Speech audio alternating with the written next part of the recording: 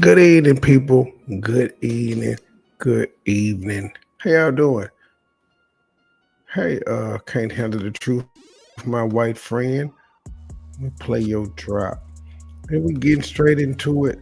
Um, I hadn't seen this. I I was don't care how sitting long back. it take to get it out back. All my niggas outside, steak, bitch, we out back. It's 2 hours long. I don't know if they gonna I don't know what's gonna happen. I'm just taking a chance. Agents call, you got an audition. Fuck it, I'm really, you know what I mean? I've always on about a spiritual adventure.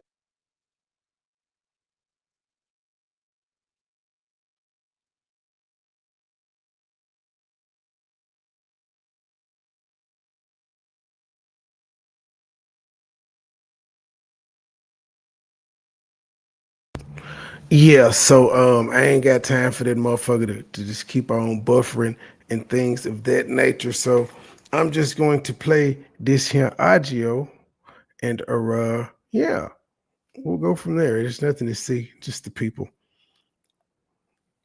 And I was into this shit. This And is a I was YouTube becoming an movie. auditor. Like I was in Scientology probably 4 months. And I had done more than John Travolta had done. And he'd been there for 85 years or some shit. My agents call, you got an audition. Fuck it, I'm really, you know what I mean? I've always on about a spiritual adventure. This was like, whoa, this is an interesting road, you know?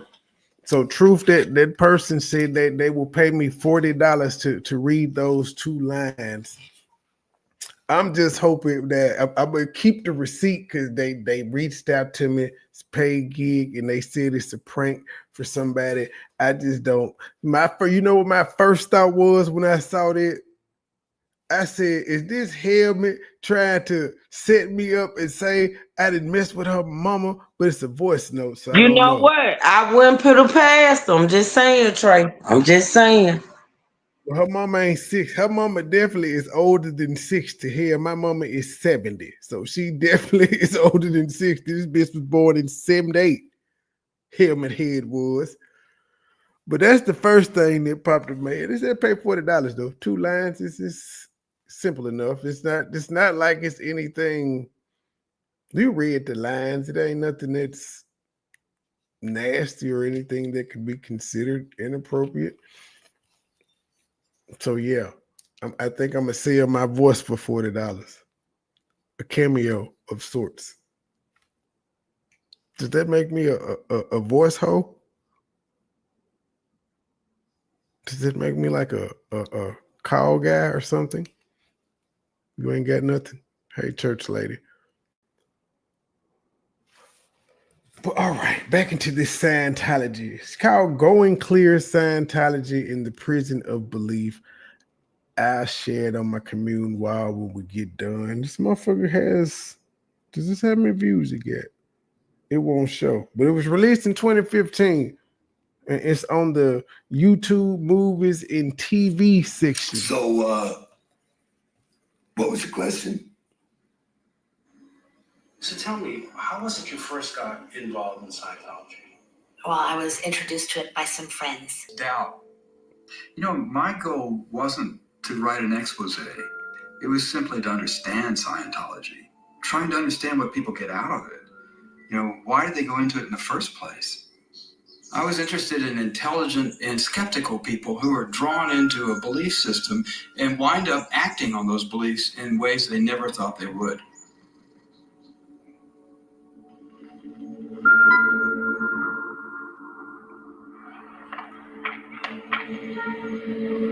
The Church of Scientology turned out to be 2 offices above a Woolworth store. He asked me, "What's ruining your life?" I said, "I'm in love. I'm in love with this woman. It's impossible. I don't know what to do. I need some help." And there's one channel in the partnership program, but I need to get a I job. ran home and got her. And I said, "We have to sign up for this. This sounds really good. It could, save our relationship." So we both signed up the next day to do a course, which I think cost $50. The thing that absolutely got me and stayed with me forever was the very first thing I read when you opened the course back, and it said, paraphrasing, "Don't believe any of this. If it works for you, great. If it doesn't, discard it. I was troubled by the fact they called it a religion, but I figured, oh, it's some tax scam. It's fine with me. It's like, I don't really care about that as long as it works. The first exercise after you do all this reading and stuff like that is this thing called OTTR0, which is basically you sit just like this, eyes closed, 3 feet away from somebody who's doing the same thing, and you basically confront them, you know? And in Scientology lingo, I went exterior. Exteriorizing is what they call it. You know, you leave your body. So it was a transcendent experience for me. And that made me go, holy fucking shit. He astroplaned?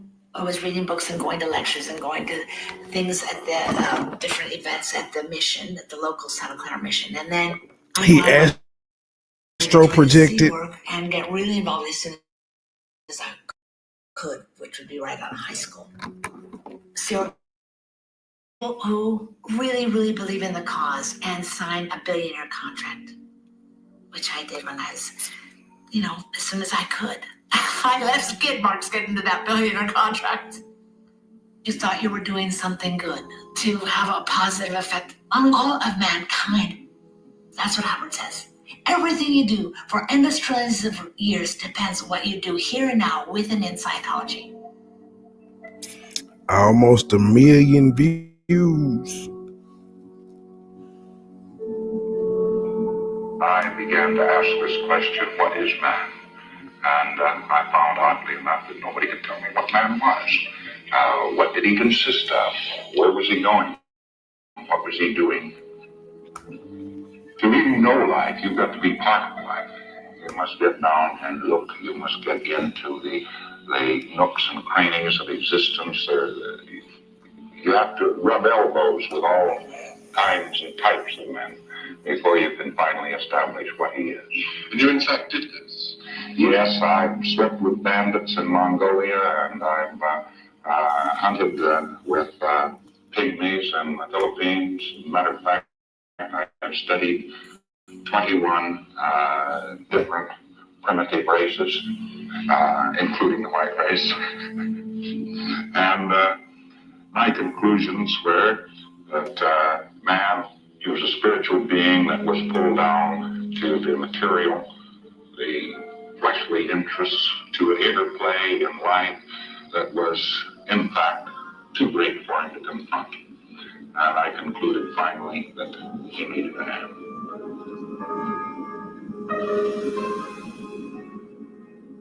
To understand Scientology, you have to understand the life and mind of its inventor, L. Ron Hubbard. Oh, Hubbard I was a prolific outside. writer. And He I actually was holds the outside. Guinness Book of World Records for the number of books published, more than 1,000. Hubbard got his start in the Depression, writing pulp fiction, named for the cheap paper used. Writers were paid a penny a word, so they had to write a lot to make money. I'm gonna just leave this part right here on the screen for that lady over there that is saying I need to get a job and I need to stop living off my daughter's check when I've been into YouTube partnership program since 2021. I started uploading videos in mid 2020, maybe beginning. I don't think I did a live until 2021. Could have been in 2020. I don't know though, but I'm gonna leave that up there because I need to get a job. I really do. I need to get a goddamn job. So there's one channel that I've been monetized on for 3 years. Then the other channel I've been monetized on for a year. And yeah, I need to give me a goddamn job.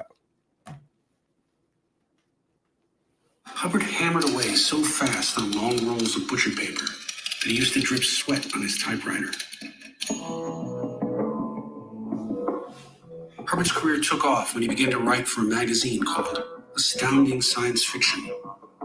Along with authors like Isaac Asimov and Robert Heinlein, Hubbard wrote stories with a sense of mission. to get man to the stars. He found his true métier in science fiction. And a lot of what Scientology is, he had previously written about in the form of the science fiction.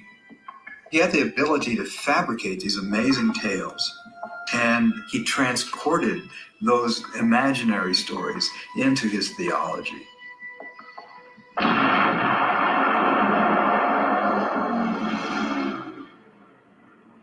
After Pearl Harbor, Hubbard took command of a subchaser, but he was still a man prone to invention. He would write that he sunk 2 Japanese subs, but in fact, just off the coast of Oregon, he opened fire on what turned out to be a log and dropped most of his depth charges on underwater magnetic rocks. When he accidentally shelled a Mexican island, he was relieved of his command. After the war, Hubbard ended up in Los Angeles, where he settled in with a small group of seekers and visionaries. A guy named Jack Parsons, a fascinating man, was one of the founders of the Jet Propulsion Laboratory. And there's actually a crater on the moon named after Jack. He was a significant scientific figure, but he was also the head honcho in this black magic cult. It was called the OTO, or the Ordo Templi Orientis. They followed the teachings of Aleister Crowley, a famous sexual magic figure in England. Parsons had a mansion in Pasadena. They would have ceremonies, and they were seeking some sort of goddess figure that he could impregnate in order to create the Antichrist. Hubbard moved in and became Parsons' assistant. One night, this beautiful redhead named Marjorie Cameron showed up at the door. She was perfectly willing to engage in this sexual ritual in order supposedly to produce the Antichrist. She and Jack eventually got married. That happened after Hubbard ran off with Jack's girlfriend, Sarah Northrop. Scientology and Hubbard would later refuse to acknowledge his relationship with Sarah, but we uncovered Sarah's own recollections of her time with Hubbard. He was 13 years older than I was. I thought he was a great war hero, a captain of a ship that had been downed in the Pacific, and he was weeks on a raft, and he'd been blinded by the sun, and his back had been broken. All these things were complete lies, but I didn't know it at the time. I believed every word of it. If only Sarah had seen Hubbard's military records. In a 900-page file, Hubbard's activities are laid out in extraordinary detail. Hubbard told people that he had been blinded and crippled during the war, and that practices that would form the basis of Scientology had cured him. But his records show that his only wounds were mild arthritis and conjunctivitis. Conjunctivitis? What the fuck We is had this that? terrible fight, and he told me he was going to commit suicide if I didn't marry him. I really believed him. So we got married. We spent the winter in that lighthouse on the lake in the Poconos. I remember one awful night when I was asleep and he was up typing. And he hit me across the side of the head with a .45 because I was smiling in my sleep and he said I was thinking about somebody else. I got up and left the house and walked on the ice of the lake. I was terrified. He always said that he would kill me rather than let me leave him. The only good thing I got from Ron was my baby.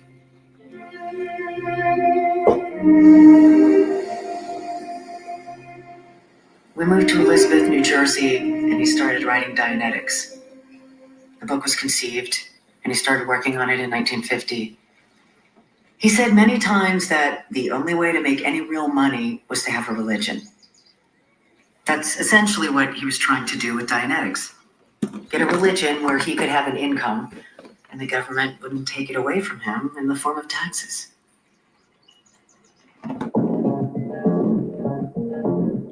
Dianetics was an immense success. From the moment it was published in 1950, it swept through America and other countries around the world. This book, that's the background of all of this. That's what started all the trouble. And we expected this to sell about 6,000 copies. And it hit the top of the bestseller list of the New York Times, and it just stayed there month in, month out. It was like I started an avalanche. Dianetics, the modern science of mental health, is considered to be the fundamental text, which is the foundation upon which all else is built.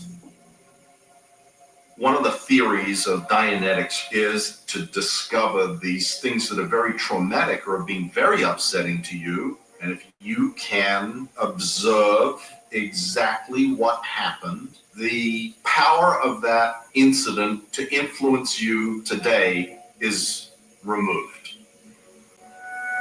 The concept of Dianetics is that you have two sides of your mind. There is the analytical side, which is a perfect computer. It remembers everything. It's flawless. It never makes a mistake. And then there's the reactive side. And this is where all your neuroses and anxieties and fears are stored. And where do they come from? They come from engrams. An engram is like a memory. Matt has an automobile accident. He has a picture of an automobile accident. He has all the sensations of having been hurt in the automobile accident. It takes him a long time to recover because he's still wearing the automobile accident. If you said, hey, why don't you take this automobile accident and throw it away? Why, all of a sudden he recovers from the automobile accident, naturally, because the thing is keeping it impressed upon him and his body is his mind. An auditor is a practitioner in Scientology. He listens and he computes. We have a meter, and a meter simply shows where an individual is aberrating.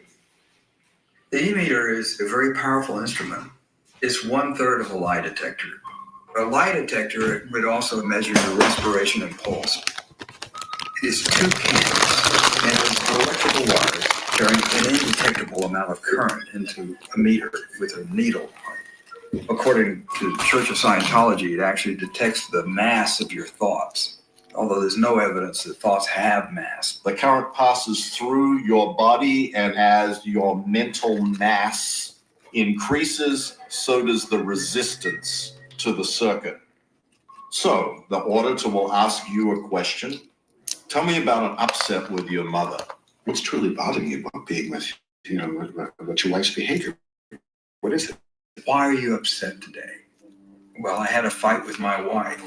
Well, I can see. Not there. Was that the same thought? Say that again. And gradually the needle will have less response. And in that manner, you discharge the emotion. Then you're asked to go back to earlier incidents that were like that. And you might say, well, my mother spoke to me in the same scolding tone of voice. And you recount that story. And eventually you discharge the emotion.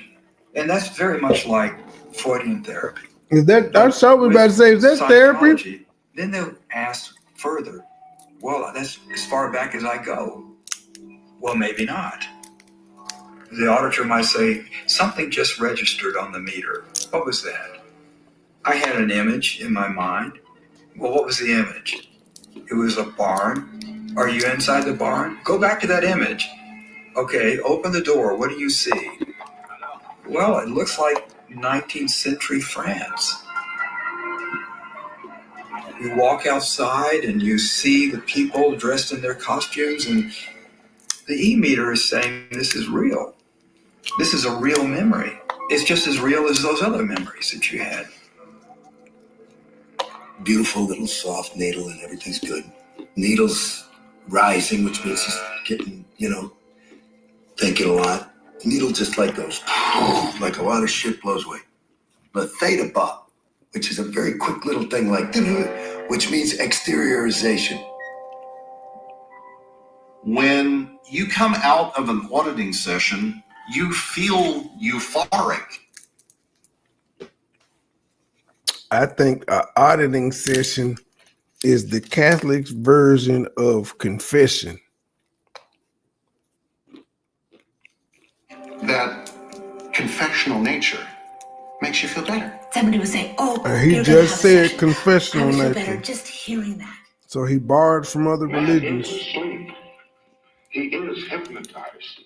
Now, in Scientology, reverse the process and you make him wake up. Such a man becomes unbrainwashed, you might say. He becomes unhypnotized. This sounds, Mr. Hubbard, in a sense, like an extension of psychology or psychiatry. Oh, no. Psychiatry has to do with the insane, and we have nothing to do with the insane whatsoever. Is this a form of psychoanalysis? No, psychoanalysis, they lay back. Don't associate Scientology with such people. That's terrible. That's bad manners, you know. When L. Ron Hubbard first wrote Dianetics, he thought it was a tremendous psychological breakthrough, so much so that he would be recognized. He wrote letters to the American Psychological Association. They couldn't make heads or tails of his ideas. To them, it was like psychological folk art. For instance, he would talk about clear. That means that the individual has erased his reactive mind, his unconscious mind is gone, and he is totally alert and totally capable. Once you've taken away all these traumatic memories from this life and previous ones, then you are clear. Someone who had a perfect memory, who was never ill. Your eyesight would be better. They tested people before Scientology processing and after Scientology processing, uniformly found that their IQ had raised. Such individuals, we're making them regularly and we're making them routine. An overt act is an effort to individuate. It is a withhold of oneself. Ron gave lectures everywhere for large amounts of money, and money just started pouring in. I mean, these people were paying $500 a piece in the 1950s for training in Dianetics.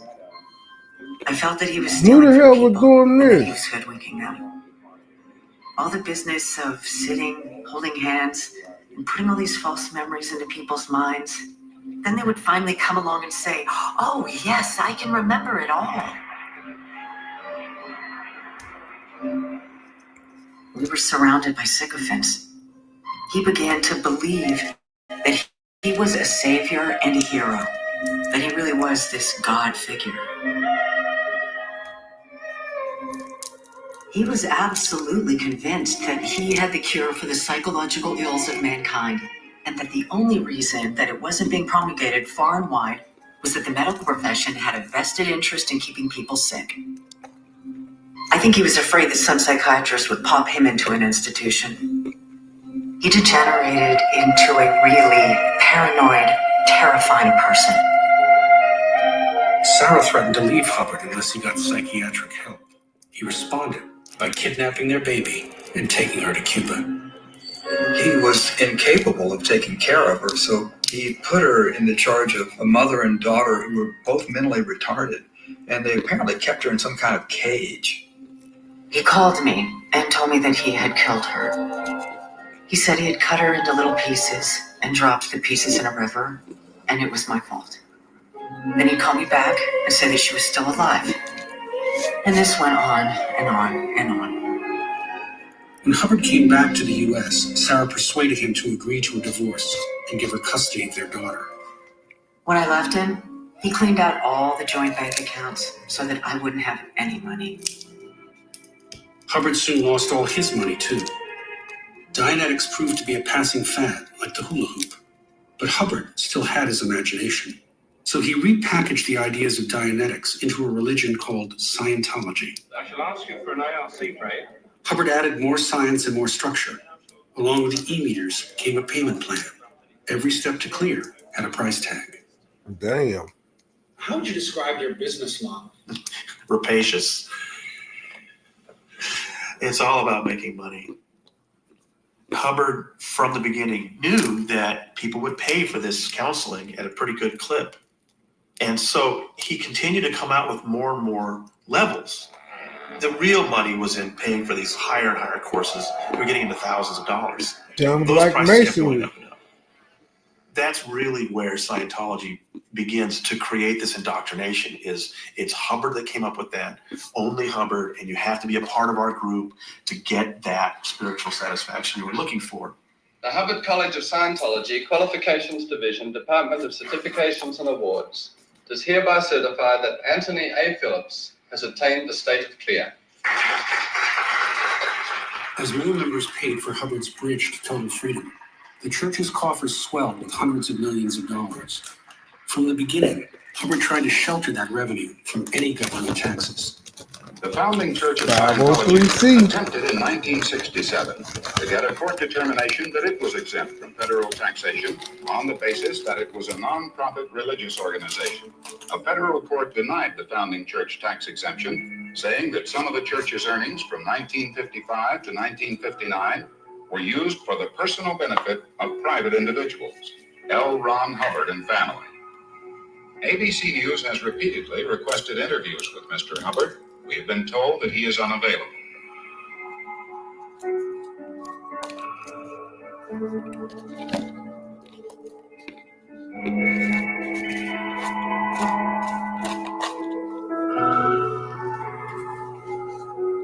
The writing was so small. Hold on, let me see. Make sure. By the late 1960s, the IRS was investigating Hubbard for tax evasion, and he fled the United States for parts unknown. Meanwhile, Dianetics remained on the bestseller list as the Church of Scientology spread over 3 continents.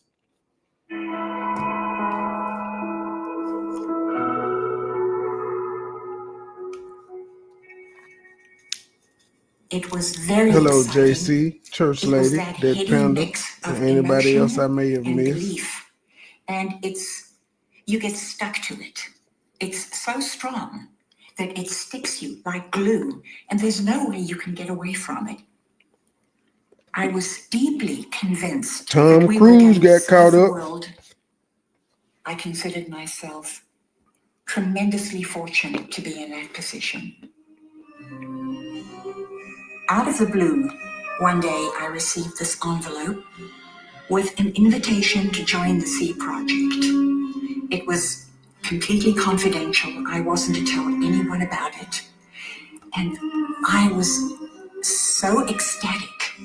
Here was a chance to work with Hubbard. And I signed yes. I was on my way to the greatest adventure in my life. We had an overnight flight to Las Palmas in the Canary Islands, where we found at about 6 o'clock in the morning, we were taxied down to a dock. We had to climb up I this ain't know rickety Isaac was in ladder all the Scientology. way It up wouldn't to the shock ship. me though. And we couldn't believe this was where we were going. This ship was a rusty hulk.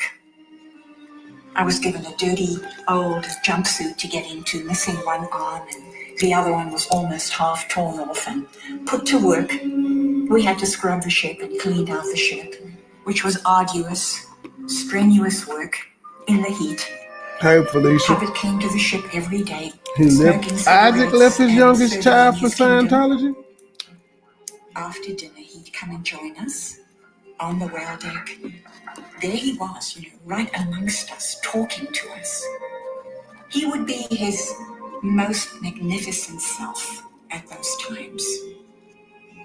He'd lean back and he'd look up at the cosmos, and he'd point out galaxies, constellations, and he'd say, the fifth invaders are up there, and this is how they're dressed, and this is how they talk. And see that blip across the sky over there? He pointed out, and we were all, yes, we see it, we see it. And he'd say, and that's one of their space vessels. And there was Oh, Tom the Cruise. Invader Force was here. This Invader Force came in, and the name of this solar system is Space Station 33. The fourth Invader Force had been there for God knows how many skillion years, had been sitting down. And we'd sit there spellbound. You could hear a pin drop on that ship. He had us emotionally captured and held right there in the palm of his hand where he wanted us. He had us right there. In the early 60s, Hubbard was under investigation in various countries. His solution was to take to the high seas. He made himself Commodore of a fleet of 3 ships, the Scientology Navy. To crew the vessels, he created the Sea Organization. He sure know how to avoid the law. Would become the church's clergy. They began going from port to port in the Mediterranean, show up for a few days and then go off and sail off in some other direction. And a very enterprising reporter for Granada Television in Britain tracked him down. Slate one, take one. That's one of the very few instances where Hubbard has actually appeared on camera. What are you actually doing on this ship now? This nigga was the captain of the I boat. am studying ancient civilizations, trying to find what happened to them, finding out why they went into a decline, why they died.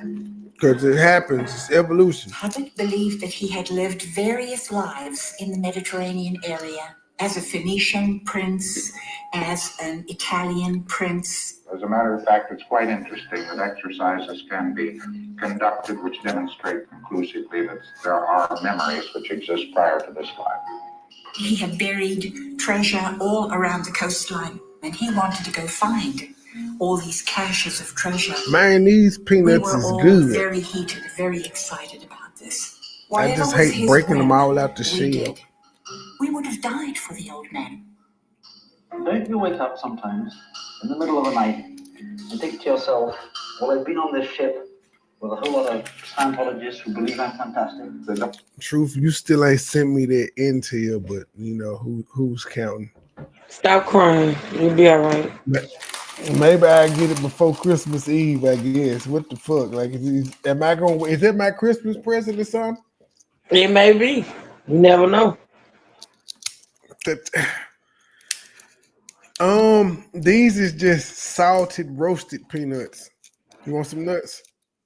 You want some nuts? I Mimi? got my own nuts. I got some nuts. I asked Mimi if she wanted some nuts, not you, Truth. Oh, yeah, you nasty.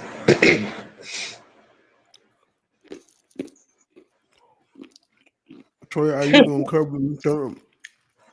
FBI want to cover the turtle, Faden. What? I don't think it's gonna.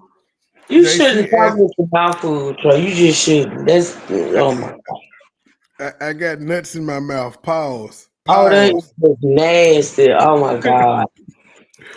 That No, didn't sound at all. That's why I said pause. JC asked, "Am I gonna cover the Church of Satan?" Since I ran across this jump, I don't think it's gonna be a good turnout for that one. People gonna be scared of that one. But it's all hocus pocus too. So they telling y'all Aaron Hubbard came up with this as a hustle. He was like, I need some money and this is how I could get it. And then when it floundered, he said, I'm gonna repackage it, add some more science into my Dianetics, and here you have it. I got some nuts laying beside me. So you being nasty, I'm offering you some salted roasted peanuts, ma'am. Some salted roasted peanut.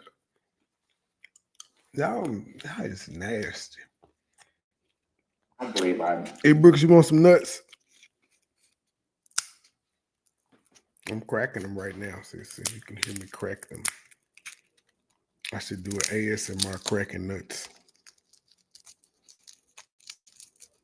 Wait. Fantastic. If you saw the number of times I don't follow my orders.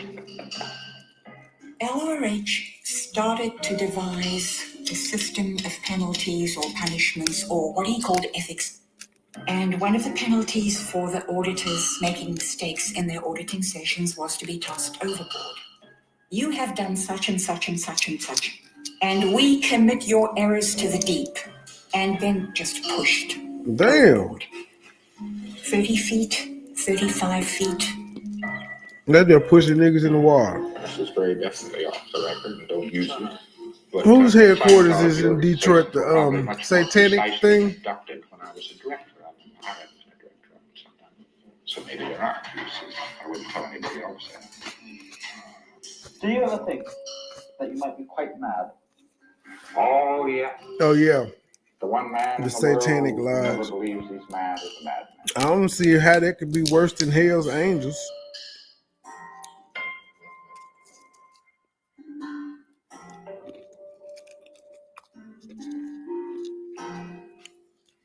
Oh, hold on. I'm gonna read that for y'all.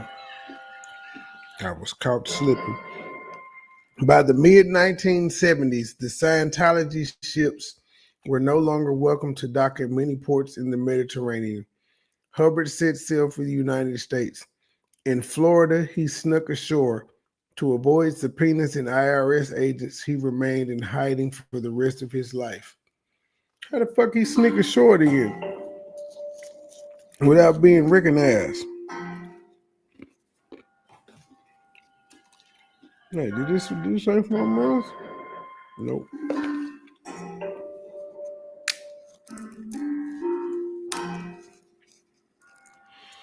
We did. See, JC, we had already did Dr. York. We had did a cult series. I think that series is on the on Pettigoat, but it was an entire thing. There was I forgot. I had to. It was like on HBO Max or something. But People magazine did an entire thing on cults, and it covered like the. I forgot how many it was. Top 5, 7, whatever it was.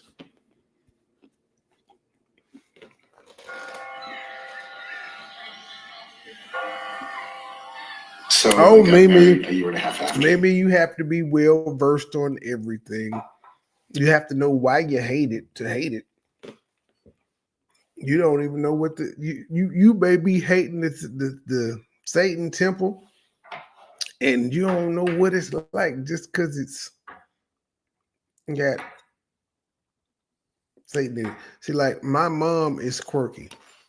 See, Grayson's name is Grayson, and she don't want to say the sin part, so she just call her Gracie.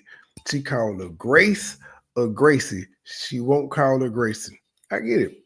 She old, she's superstitious, and I get it. But yeah, it's I don't know. I can't explain it. It's well, no, I can't explain it because you're just gonna it's there's no way I can't explain it to where those people won't be devil worshiping psychos to you. So yeah, I can't. I get it though. What that mean? You went to seminary school. That mean you know how to read the Bible and preach it. What that mean? What that mean? You got that look in your voice. You can get to preaching on a Sunday in the pulpit, and you can get the people. You can get the people. You can get the people behind you. And that's what they teach you in seminary school. Something like that. Yeah, a little bit. It's been a minute. Moved to California. I wanted to get no, but seriously, were you going to be a? Were you going to be a? Did you ever think about opening up your own church? You should be a nun. My wife, she was. You should convert to Catholicism and become a nun. But nuns don't have. I think you would probably be the first nun with a husband, though. So I don't know if they'll allow you. Maybe the rules have changed. They let gay people in the church now, so they may let you be married. Scientologist.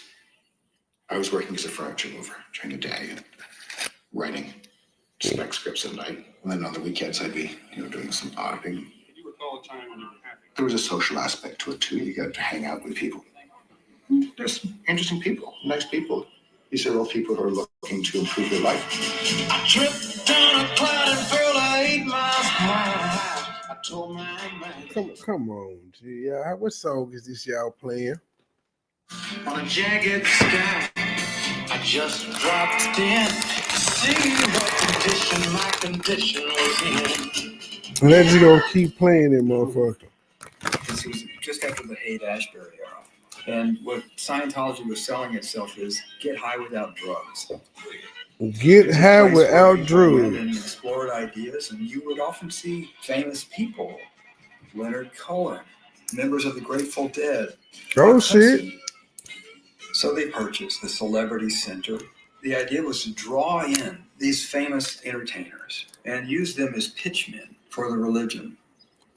In an industry And it like worked. Hollywood, where stardom is such an elusive quality, Scientology would offer a route to maybe feel a little bit more secure. And when you're trying to break in, you're also dealing with I'm an relentless ordained rejection reverend. and I something that just helps don't you stay operate focused now. and feel that you're improving yourself and becoming more clear. You can see the appeal of that. The beliefs and practices that I have studied in Scientology have been invaluable to me. Have you ever met Ron Hubbard? I'd love to. I'd be honored because I think he's so brilliant. John Travolta. So when I worked at the Celebrity Center, I would, just recruit various people like Priscilla Presley and, of course, John Travolta. Priscilla Presley. He came and he started on course, and he was so fun and outrageous, and he just made a party wherever he was. John Travolta was a young actor in his very first movie.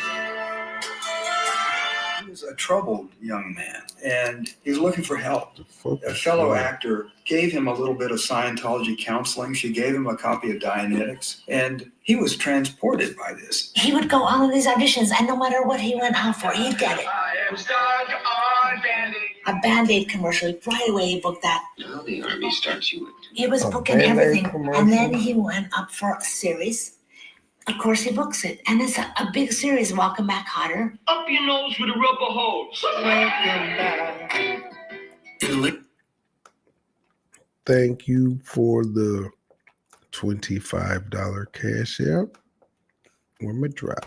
Thank you, Sister Avanti, $10 coming on the Cash App. Thank you, sister. Next time, make it 20, but thank you for that 10. I know you barely had that. Thank you, sister.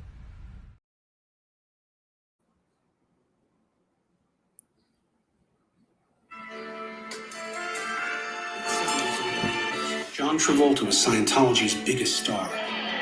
Spanky was assigned to be Travolta's key contact with the church, and she helped out with producers, fans, and the press. They became close, and when Spanky got married, Travolta was there. When Johnny first got into Scientology, he didn't even believe in himself that much. But he got injected with a lot of confidence, and then you get this phobia inducement that if I leave, it's all going to go down the tubes. When you're in the organization, all the good that happens to you is because of Scientology, and everything that isn't good is your fault. They sell it all in the beginning as something quite logical.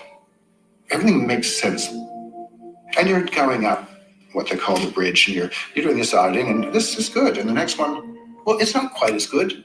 It didn't quite make. I don't see how that ideology is too much different from any other religious ideology where if you're doing well, it's because of the deity that you're serving. And if it's not, it's because it's your fault and the bad guy of whatever deity it is that you with.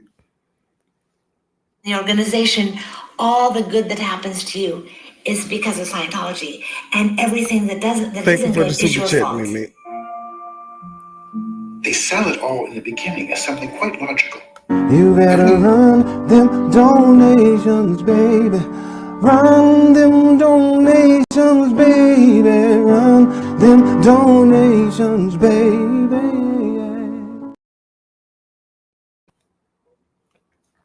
And you're going up what they call the bridge, and you're doing this auditing, and this is good. And the next one, well, it's not quite as good. It didn't quite make sense to you, but you've already paid for the next one, so you do that one. The bridge, it's a metaphor. You start here at the bottom of the bridge, and then you go to the top. So where did... Uh-oh. I don't know why it shut down. That's strange. Hold on, y'all. The app shut down. They sell it all in the beginning as something quite logical. Everything makes sense. And you're going up what they call the bridge, and you're doing this auditing, and this is good. And the next one, well, it's not quite as good.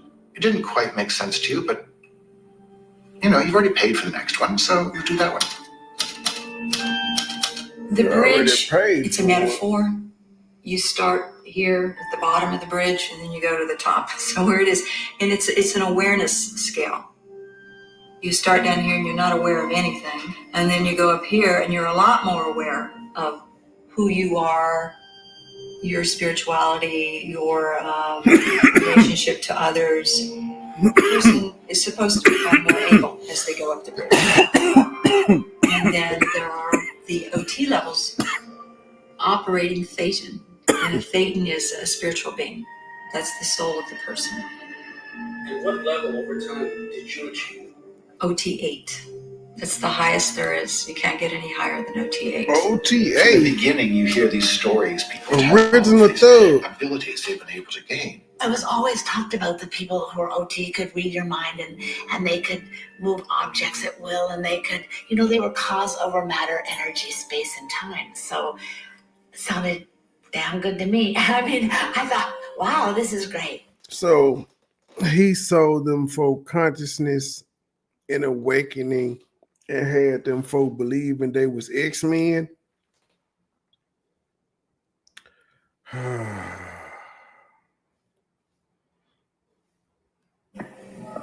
I finally get to OT3, and they give me the secret materials, which you're hearing about all this time. They're handwritten by Hubbard. The secret You have to keep them in a materials. locked briefcase. Be very cautious because they would always say, if this gets out, it's dangerous to people. You can actually do them harm if they are not adequately prepared. And I'll read it. And it doesn't make any sense. This gobbled story, It doesn't make any I remember sense. for one fleeting second thinking, well, maybe it's an insanity test. And he Maybe if you believe it, they kick you out. That's it. That, of course, is not the case. They talk about, you know, the fact that the Earth was created and such trillions of years ago, and this guy, space guy. Galactic overlord. This was the prison planet and people being caught and captured and being brought to planet Earth. And put them in volcanoes and then blow them up with aliens. Whoa. I studied geography in school. And Those you paid volcanoes for this? didn't exist 75 million years ago. And we have these lost souls all over us, and we have to get rid of them. And I'm going, what? Pause. I am not choking on no damn nuts. Pause. Thank you for the super chat, JC. You try and be funny. You got jokes. I see you. You better run them donations, baby. Run them donations, baby. Run them donations, baby. The fuck are you talking about? I'm down for the self-help stuff. I'm down for, okay, I can be Yeah, clear. you paid I for can get rid this. of the negative emotions. But what the fuck is this? The space alien man. When you get to the upper levels of Scientology, the creation myth is explained to you. The story is that 75 million years ago, people The lived in a creation world very myth. much like the world of America in the 1950s. People at that particular time and space were walking around in clothes which looked very remarkably like the clothes they wear this very minute. And the cars they drove looked exactly the same. And they walked down streets that looked like these streets. It was a very similar world. What is it, and a with bizarro similar world? problems, one of which was overpopulation. They had elected a fellow by the name of Xenu to the supreme ruler. There was a tyrannical overlord of the Galactic Confederacy named Xenu. In order to resolve this problem of overpopulation, he called people in ostensibly for tax audits and had them frozen with injections of glycol to their heart. Boxed them up in boxes, threw them into space planes. So damn, he was doing cryogenesis back 75 million years ago. The prison planet, TGA, is actually the planet Earth. And these frozen bodies were then dropped into volcanoes. And then they set off hydrogen bombs on the top of each volcano. And their disembodied spirits, these are called Thetans, floated out, and they were captured and forced to sit in front of movie screens. With a 3D colossal emotional picture. They were shown images, implants, as Hubbard would have it. Every man is shown crucified, so is the psychiatrist shown crucified. That's how he gets away with what he gets away with. He electric shocks people.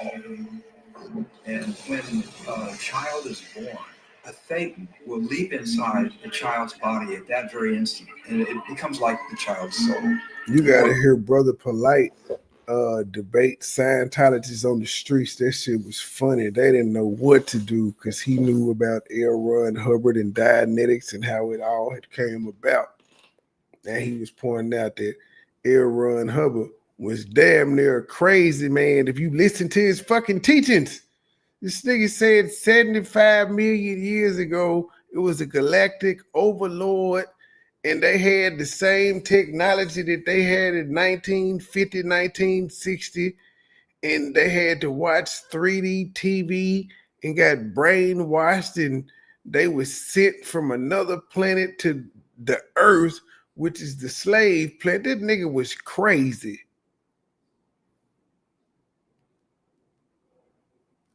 One thetan might crowd into the body. Hundreds of thousands might. They're the source of all of our neuroses and fears and anxieties. Then you're on the e-meter by yourself now. You're soloing. You're supposed to scan mentally from your top of your head to your toes to see if you can locate any alien beings. And when you do, you tell them to go away. I kept on trying to audit. I could not figure out how I could have all these spirits of dead people attached to me, inside me, on me. I was clear.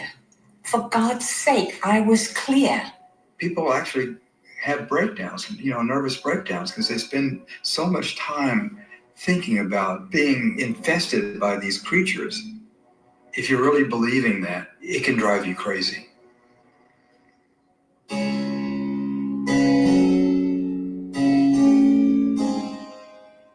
Fully halted author, minister of the church. Those years of introspection eventually led me to sincerely considering that I was so bad that I couldn't confront. Now remember we got the life coach talking about introspection. Is this what you need to do? You need to introspect. And here it is. You hear this woman that says all we did in Scientology is introspect. And that shit made me feel like I was the worst person in the world. How bad I was. I didn't know it at the time, but a depression set in that was with me for years. And the worst thing was that LRH kept ordering me to more auditing. I had to find swords that were stuck in me, hypothetical swords, imaginary swords that were causing all this pain. This auditing went on and on. It wasn't doing any good.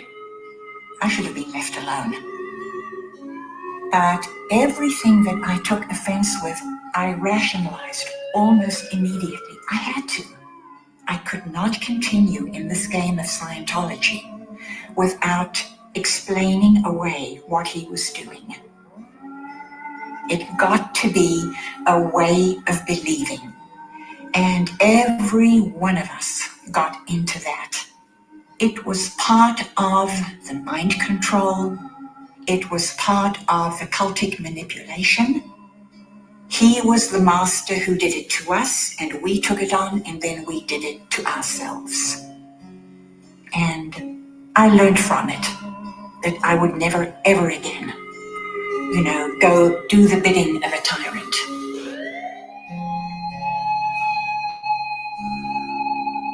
Hannah left the church in 1984.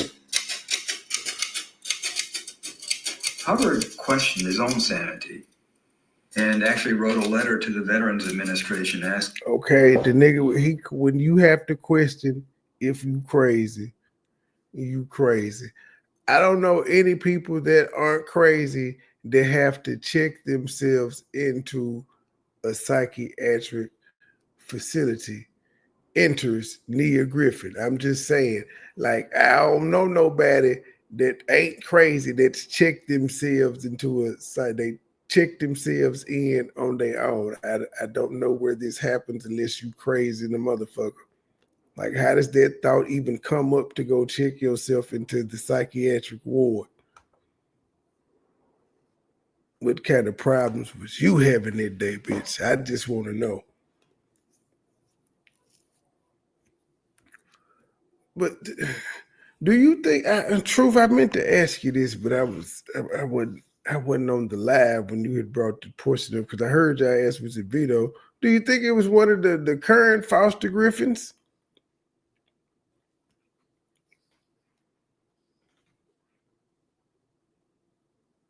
Because that would be about the right age now. It's 11 years ago. One of the motherfuckers was 10. Like, around that age now. Truth is gone, but whatever. I got questions. And for psychiatric help that he seems never to have been given. I think that his whole creation of Scientology really was a form of self-therapy. If he were just a fraud, then at some point he would have taken the money and run. He never did that. He spent much of his day on the e-meter. Too strong. I don't know who those people are back there, but somebody will recognize them and they will be offended. But I don't know who those. I don't know. I just be having. I be telling StreamYards to just give me random pictures, and so these are the pictures that they gave me. Wait, hold on. Let me wait. Just because I'm a dick. Let's see here. Just because I'm a dick, I can make my avatar them too. So you get both of them on there. Yeah.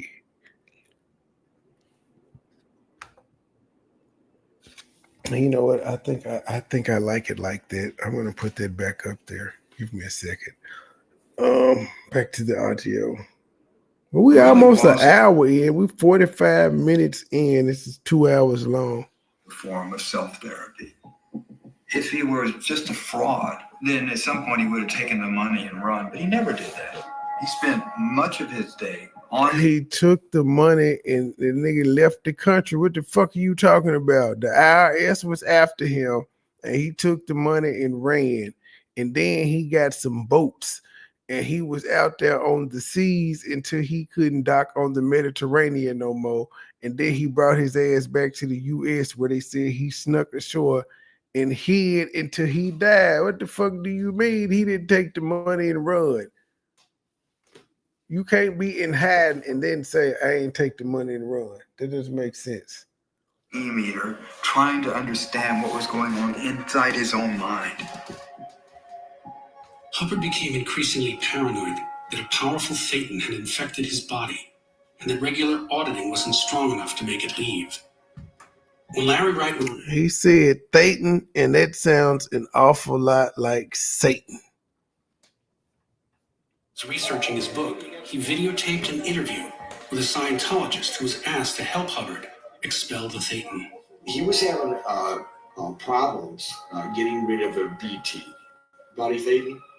So he wanted me to build a machine and basically blow the Thetan away, just get him out of there, blow her up, and also kill the body. It was a suicide. Basically, yeah. But I didn't want to kill him. I just wanted to scare him. So I had read some books about Nikola Tesla and stuff. I figured maybe building a Tesla coil would probably be the best route to go. I had little electrodes that you hook it up to the e-meter, so when he's on the cans, then he would just flip the button and it would do its thing. As far as I know, he blew up my e-meter. Burn it up. Burn it up. Scientology really is a journey into the mind of L. Ron Hubbard. And the further you get into it, the more like L. Ron Hubbard you become. Crazy.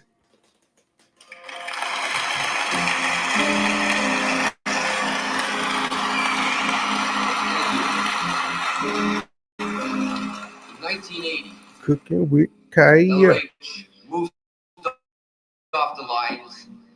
Okay, ladies, I got a question. How many of y'all know who Cooking with Kaya is? Y'all know who Cooking with Kaya is? I think we need to go down the rabbit hole of Cooking with Kaya because she been trending for some odd reason. So that he could continue his writings and researches without any distractions.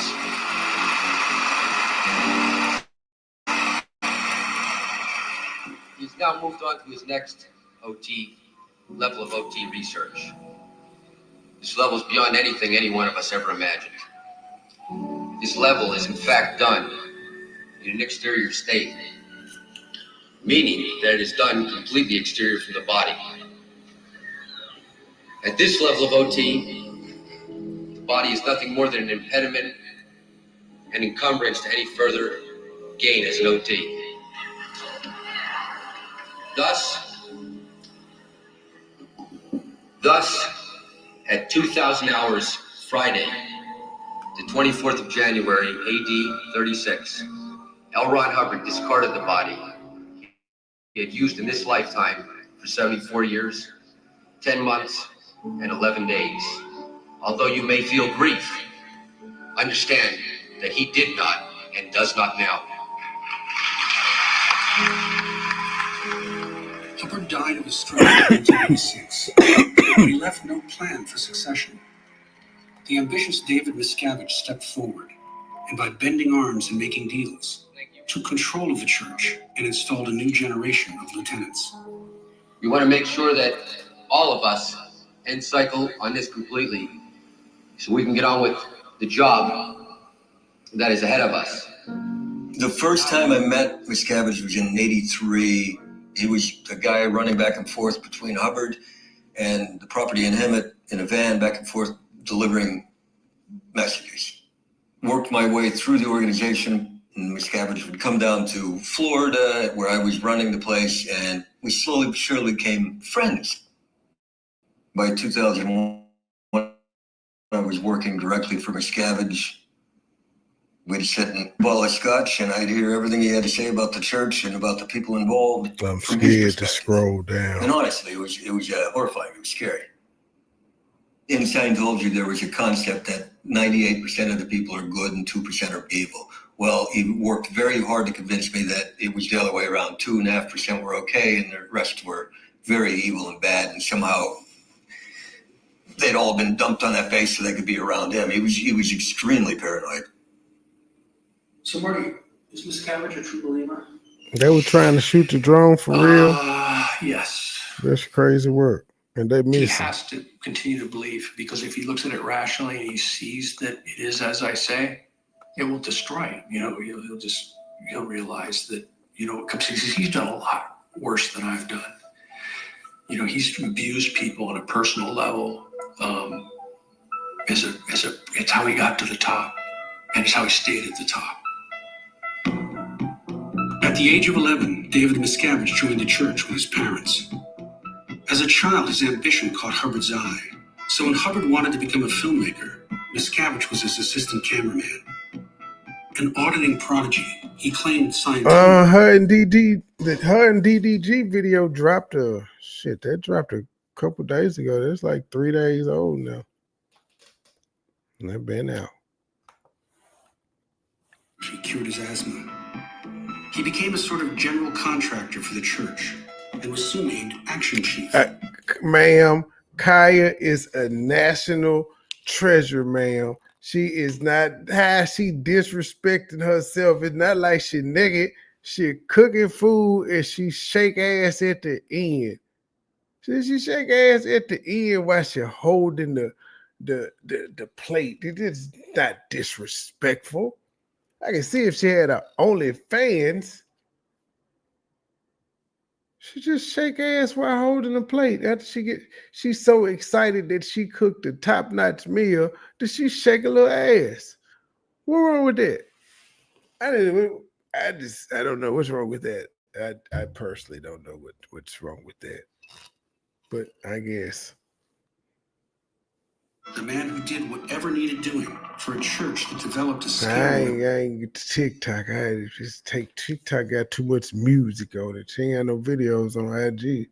Her YouTube channel ain't got that many videos on it either. So I guess she strictly is TikToking it. I want to see some long form videos from her. Scientology has been in the headlines off and on for 25 years now. Nah, I don't care about the drones. Scientology's story is one of a church embittered by what it perceives as harassment. We're talking about attacks from. I don't think this next, simply because she's already doing celebrity, whatever you call it, celebrity collabs from just cooking. She had to do nothing else. Just cooking. She getting celebrity, like as you see Mercy and Grace asked about her and DDG. And that's right after him being on the heels of him and Halle Berry and all of that shit. However the fuck you pronounce her name. She slid right on in, just cooking a meal. Now she's a movie star. She's been on TV, movies, all that shit. Kaya just cooking on TikTok and IG, and she done already sloop right on in. I just was on her page, Mercy and Grace. It had 7 videos on her channel. I was just there. Hold on, let me go back to it. I put it back up. But yeah, it was only 7 videos there. Multi-billion-dollar media conglomerates, world governments, real powers of the world. They take enemies very seriously. This comes right out of Hubbard's own policies from the 60s. Just saying we never defend, we always attack. And they have followed it ever since. They call it fair game. And anybody who criticizes Scientology is fair game. Whatever you're told, whatever needs to be done, if it's against the law, it doesn't matter. The best example was in the mid-70s. Scientologists were walking into these Department of Justice offices and IRS offices and taking documents out by the yard. The FBI raided the Church of Scientology, the largest raid in FBI history at that time. Oh my God, the building is filled with FBI and they're taking things. It was craziness. Clearly, L. Ron Well, you know what, Mercy and but Grace? he was only named I may on that stand corrected. It says 7 posts, but she got a real section too.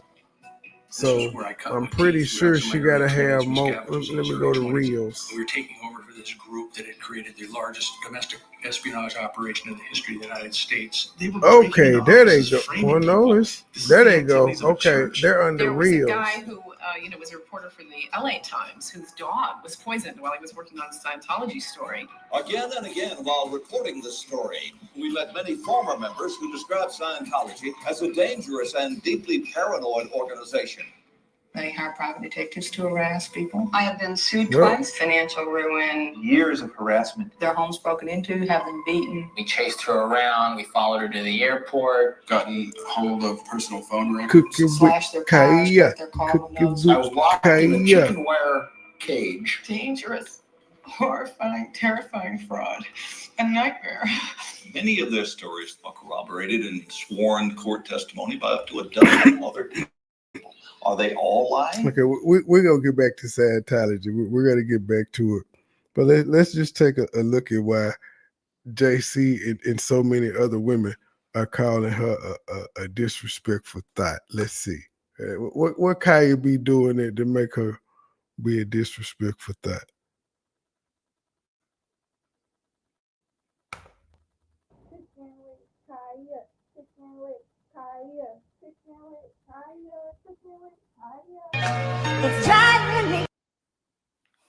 Yeah, I had cut the music out. But she shook a little ass before she cooked. And they shorts too. They little small videos. And she disrespected herself with the way she is cutting that celery. How dare she be in the kitchen making niggas sandwiches and shit with her pink pots. The fuck? That's what's wrong with these young girls today. They cook too goddamn much. How dare they? How dare they cook?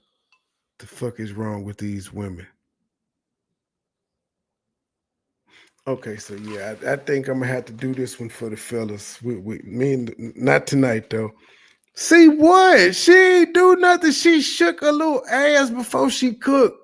I can see if the woman had a G-string on. She got on a full shirt. She just got her. So she disrespected herself because she got a flat stomach and she shook ass for 2 seconds. Hey man, what do you mean it's not necessary? It's not necessary for background dancers to shake ass either, but they do. Okay, this is the one that got everybody mad. I done seen this one a few times. I was like, hey. Oh, that's what she said. 1, 2, Kaya's coming for you. Wake up and make a man some breakfast before I do.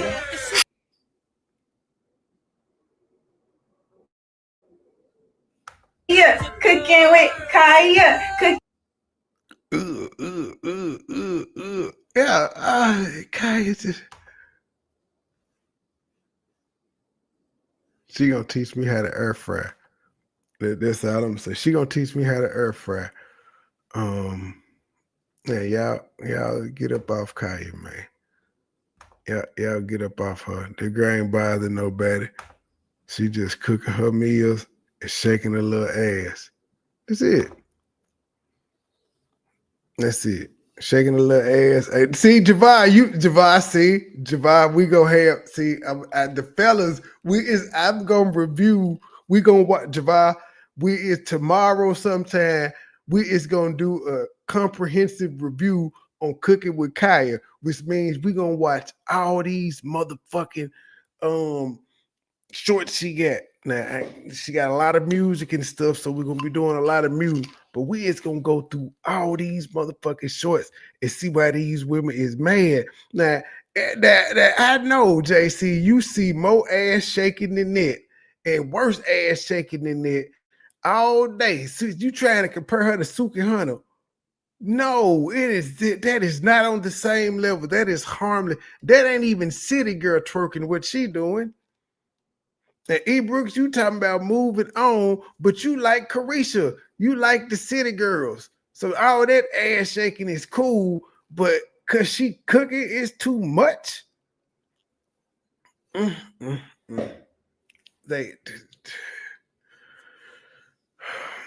Javon, we got to protect Kaya at all costs. They trying to kill her, G.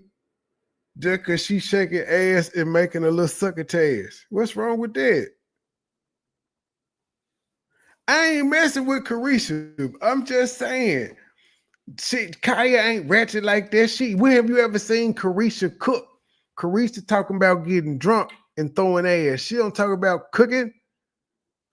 No, she's not, JC. No, she's not.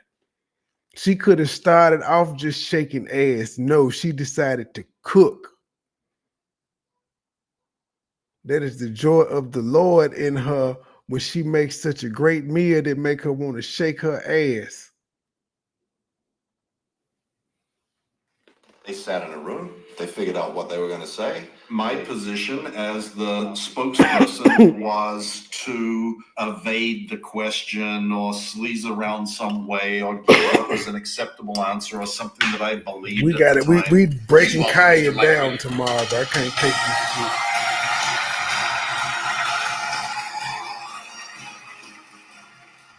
Because Scientology is perceived and conceived by Scientologists as being the salvation for mankind. You can have people that lie with a very straight face if they believe that what they are doing is protecting the Church of Scientology. L. Ron Hubbard says, we do not find critics of Scientology who do not have criminal pasts. Do you believe that? Sure. People who oppose you are undoubtedly criminals? I believe that, yeah. You know, there isn't and hasn't been any effort which has been taken to, quote, silence critics. No, that doesn't happen. Oh, we would never do that. But according to many insiders, Hubbard was growing more and more vindictive toward those who stood in his way. He created what he called the Rehabilitation Project Force. The RPF was what we called it. It was the prison camp where you'd go for reindoctrination.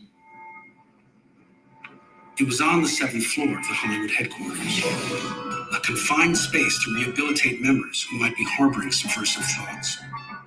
Spanky was sent to the RPF when she objected to the way the church had denied medical treatment to her boss.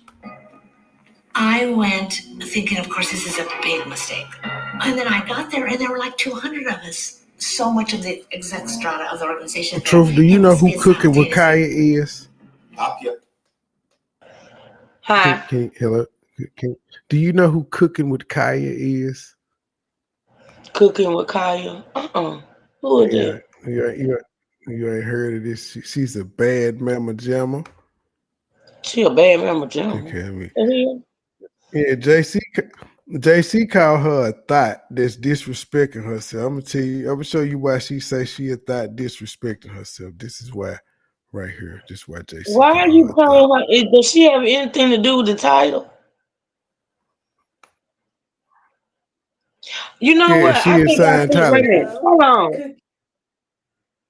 I think I've seen her. She be cooking and she be having on like yeah, I think I've seen not moose.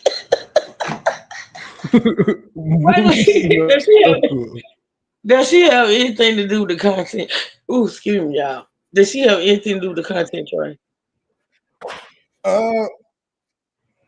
Other than I don't know why I brought her up, and then I said for the fellas, we gonna do the content for the fellas tomorrow. Oh wow, okay. But yeah,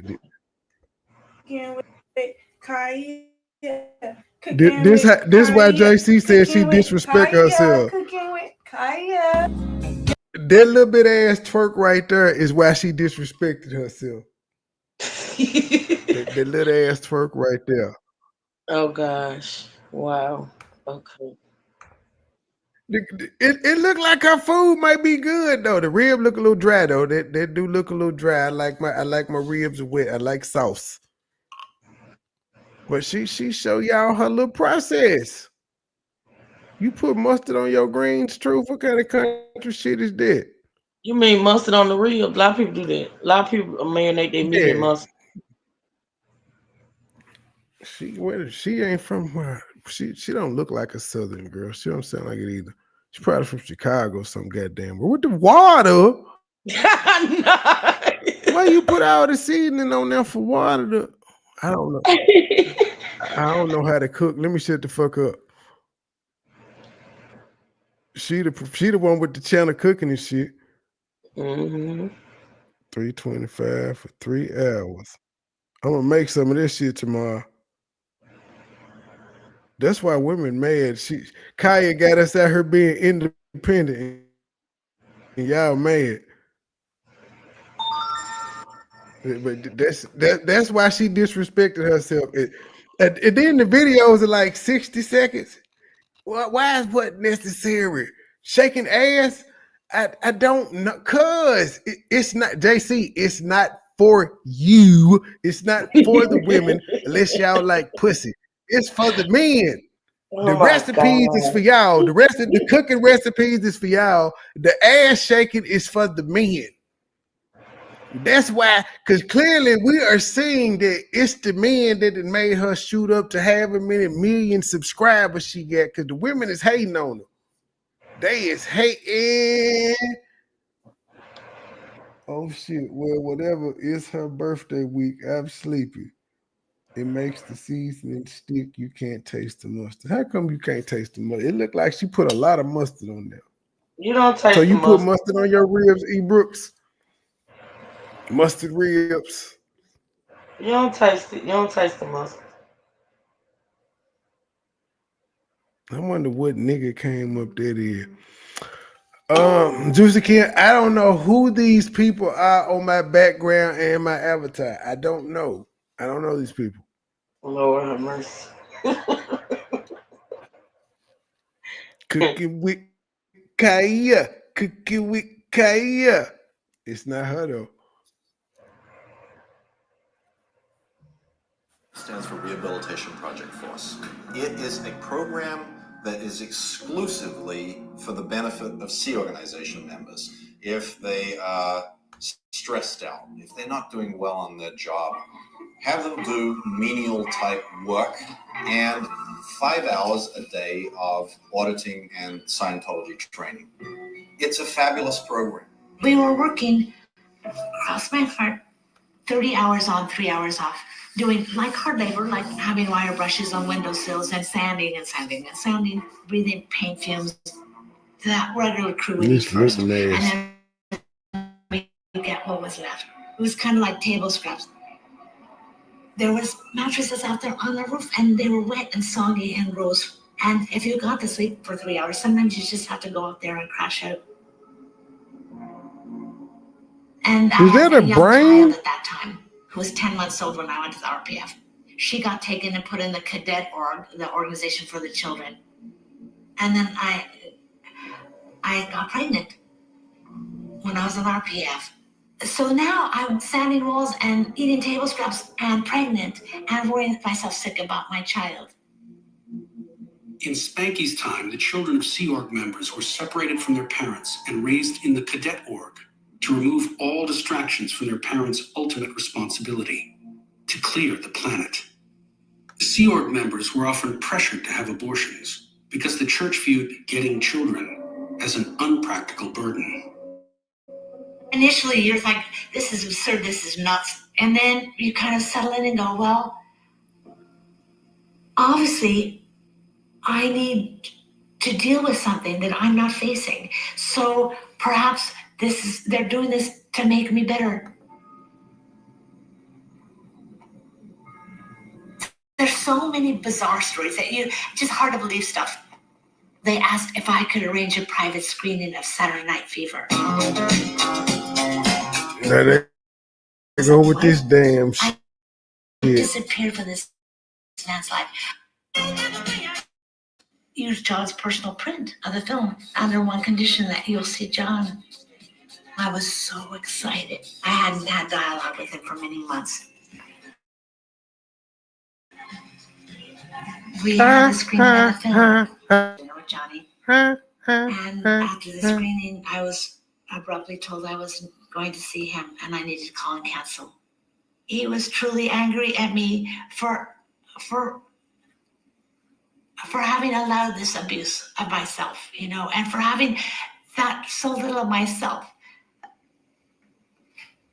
that I would allow this degree of degradation and look at her disrespecting that hamburger. And he was my good friend, and I knew words were such a wake-up call for me. And I went over there to the cadet org. There were so many sick children in there, and my daughter is very, very ill, burning up with fever, completely neglected, in a urine-soaked crib. Her eyes were so filled with mucus, they were welded shut. She had fruit flies on her body, and I couldn't bear it. I just went, no, I'm done. I mean, I just knew I could make these choices for me. I could decide to give up my life and do this to help the world, but I couldn't make these choices for my children. I just had to get her out. What is it, the homemade Thousand Island? I told them that I was having problems with my pregnancy and I needed to use the phone. So they sent a bodyguard with me. I called one of the few There ain't enough oil for them fries. woman who happened to work for John Travolta. I said, meet me at this address. Too much seasoning. I go up to my daughter's room. Her burger's burnt. And there's the bodyguard with me. I said, oh, my sister-in-law is in that car. She's going to take the baby to the doctor. He said, well, has this been approved? Of course it was approved. She's in my arms, and I got in the car. My friend, she just nods her head. Boom, with that, I pull my leg and shut that door. She hits the locks, and we drive, and people are yelling my name. Spanky, no. I just freaked out. I'm thinking, I'm a dead person. Something terrible is going to happen to me. I was just so frightened that they would come to fetch me up.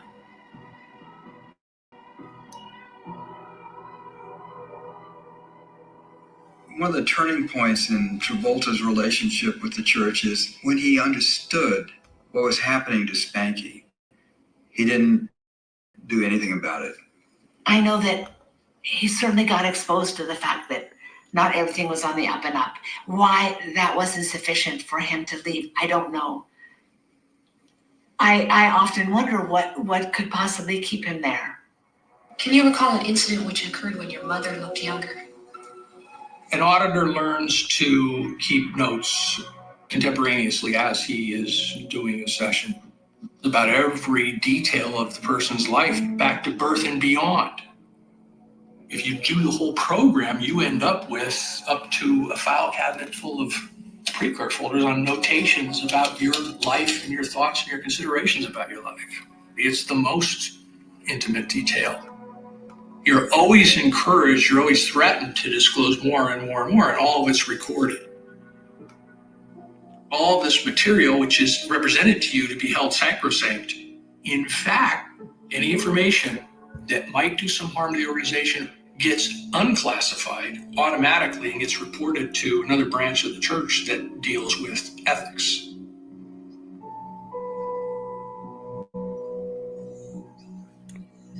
Travolta was down in Clearwater. We'd finished renovations. Every auditing room had 2 cameras, one on the meter and one on the guy auditing. Miscavige would sit in this 15 by 15 room, cameras every session. You can flip in between them, and he was watching these things, and it was for training purposes. Well, Travolta saw that and said, I will not be videoed. So I was there when they were setting it up, and Miscavige was directing it, get him into a hotel room, hook up secret private videos. There were rumors that he was threatening to leave. And another Scientologist told me that he was delegated to create a black PR package, all the damaging material they could use against Travolta, which came from his auditing sessions. I know this because I used to do it when I was the head.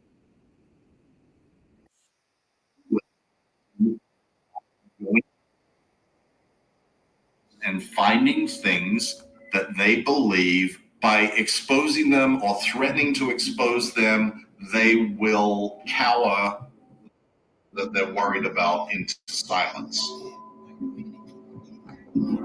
There's a particular writing where Hubbard is training these Office of Special Affairs people on how, when you use private information to control somebody, to do what you want them to do and to silence them from speaking out against Scientology, it's really not blackmail because you're not asking for money, but you're holding the secret information over the person's head to silence them.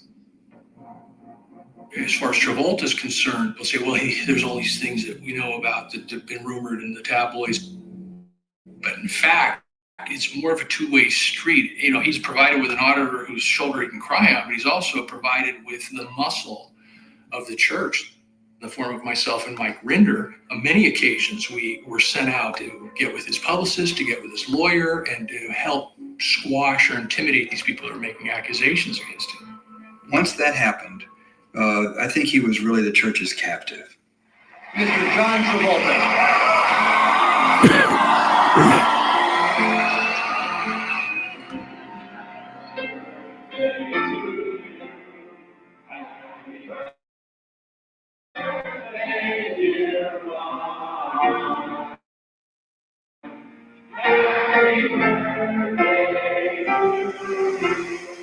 When they were facing lawsuits and stuff like that, he'd be brought. He had the opportunity to affect the behavior of the church, and he chose not to. Now, I've been at Scientology for 23 years.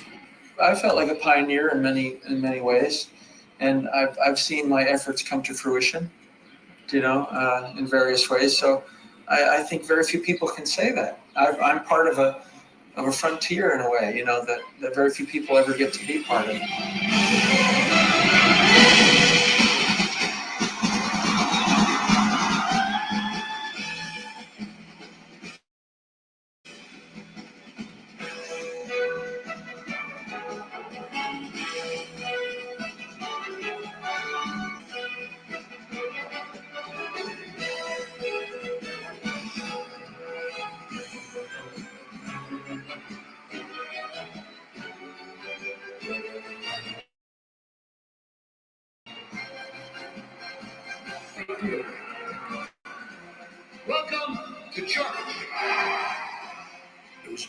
event in Scientology history. And of course, this guy was wanting to milk it for everything he had. It's this grand produced thing where it's all the single person on the gigantic stage, all this sort of Nazi symbolism, and Miscavige up in that office, going 18, 20 hours a day writing this speech, and thinking to myself, my God, this is not just a victory celebration. This is a coup. What we're going to talk about is the war to end all wars. When you were in Scientology, you were in all the way. There's no half in and half out. A decade into Miscavige's leadership, a simmering crisis finally came to a boil. For years, Hubbard had insisted that Scientology was a religion and should be tax exempt, so he had refused to pay any taxes. We were facing a tax bill of over $1 billion, and the total assets, liquid and material and property of the church was about a quarter of that at the time in the 80s. And so just from a real simple accounting basis, it was. As LRH said, one certainly couldn't contest anyone as holy as the commissioner of the IRS, whom I believe gives God his orders. LRH. Faced with this crisis, David Miscavige formulated a strategy. Think of the nerve that it takes to decide to take on a war with the IRS. The Church of Scientology has been crucifying the federal agency for its sins on a regular basis, both in and out of courts. Thousands of Scientologists all filed lawsuits, not just against the IRS, but against individual IRS employees. 2,400 total lawsuits, all going at the IRS at one time. It was a litigation nightmare. Being Miscavige's right-hand man, I was in charge of all those efforts. We were not only suing them in every possible jurisdiction there was, we were investigating the IRS for crimes generally, or things that would offend the public. In the late 80s, there were hearings about IRS abuses that had nothing to do with Scientology, had nothing to do with nonprofits, they had nothing to do with churches. They had to do with Joe Taxpayer. And then we were publishing these glossy, expensive magazines. In fact, the exposés of IRS crimes were so hated that possession of Freedom magazine was banned by IRS officials in the IRS building. There is going to be a IRS conference in the Catskills, right? And so we would send a PI, find out which hotel it's going to be at, get down there during happy hour, socialize, and this guy's tallying who's drinking what. And so we go through the Freedom of Information Act to find out that the taxpayers are paying the bar bill. And it's so much money. And of course, in the scheme of things, it's nothing. But from a PR perspective, it's everything. IRS officials told me to my face they weren't interested in hearing anything I had to say because, and I quote, "You are a Scientologist. You are a mindless robot." Those who know me can imagine my response. It was short, but certainly made the point. A negotiation began to take place between the IRS and the Church of Scientology. How do you define a religion? It's not so easy. Why is one body of thinking of religion and another body not? The only organization entitled to make those distinctions is the IRS. It's an agency very poorly equipped to do that. I mean, they're mainly accountants and lawyers. They're not theologians, but it's the only opinion that matters. Once the IRS has decided that you have protections of the First Amendment. And as the saying goes, the rest is history. On October the 1st, 1993, at 8:37 p.m. Eastern Standard Time, the IRS issued letters recognizing Scientology and every one of its organizations as fully tax exempt.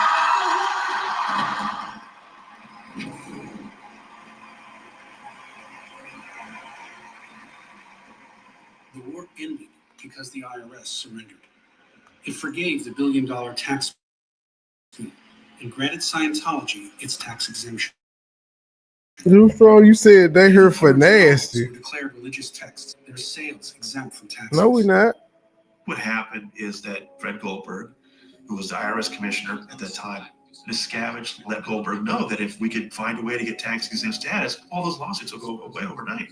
And as we were going out the door, Fred Goldberg goes, "Is he serious?" And I said, "Yeah." I don't know how shaking ass gonna get them in the kitchen. That's a bad video.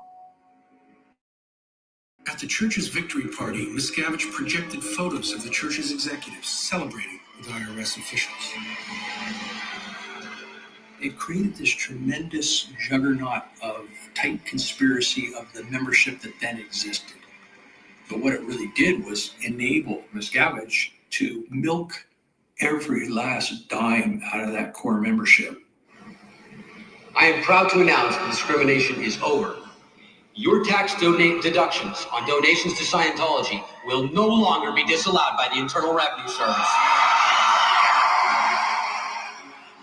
In the 80s, while Hubbard was in hiding, Scientology was going through some very severe litigation, in particular a lawsuit in Oregon and one in Los Angeles. One of them did produce. What the hell is FYP?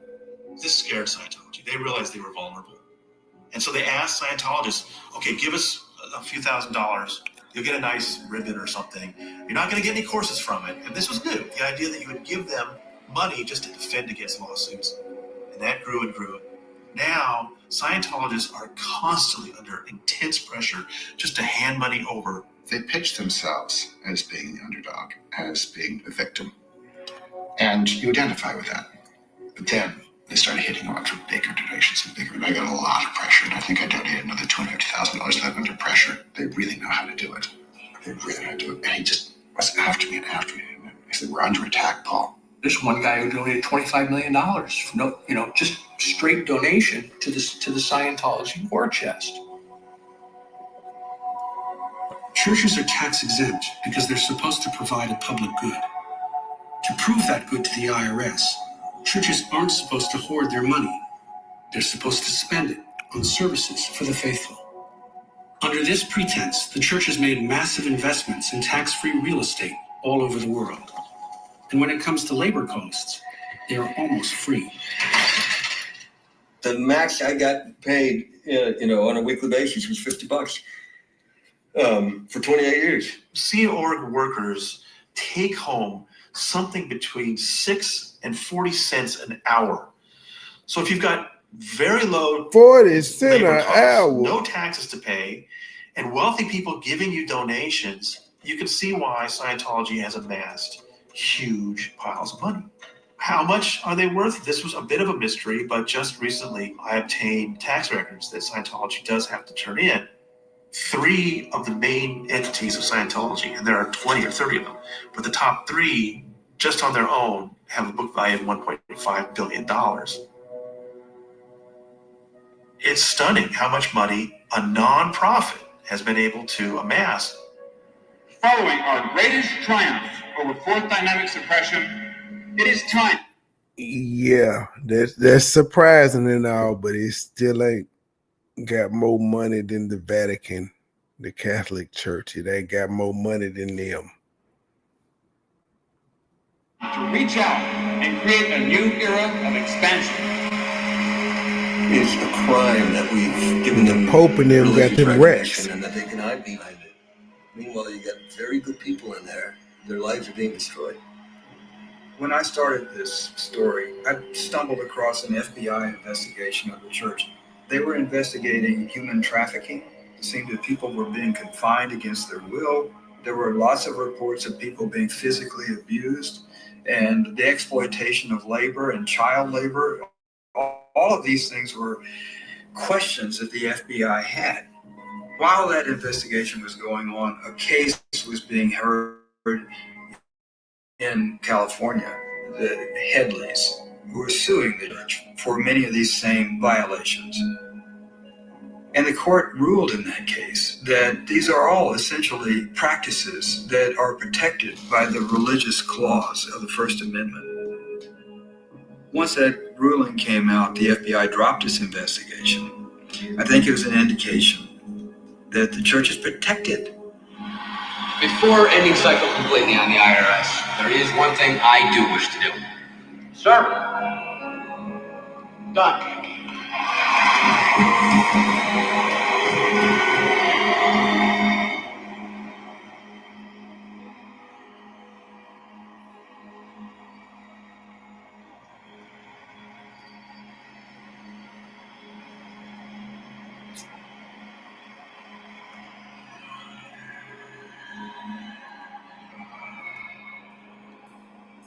Knowing the truth will set us free, take us from clear to eternity.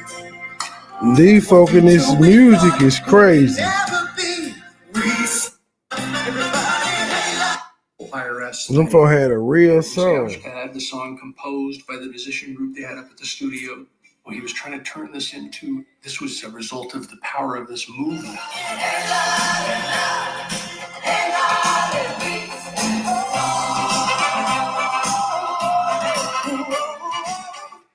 Which was such bullshit because it was all about control. When he got absolute control, he went absolutely bonkers.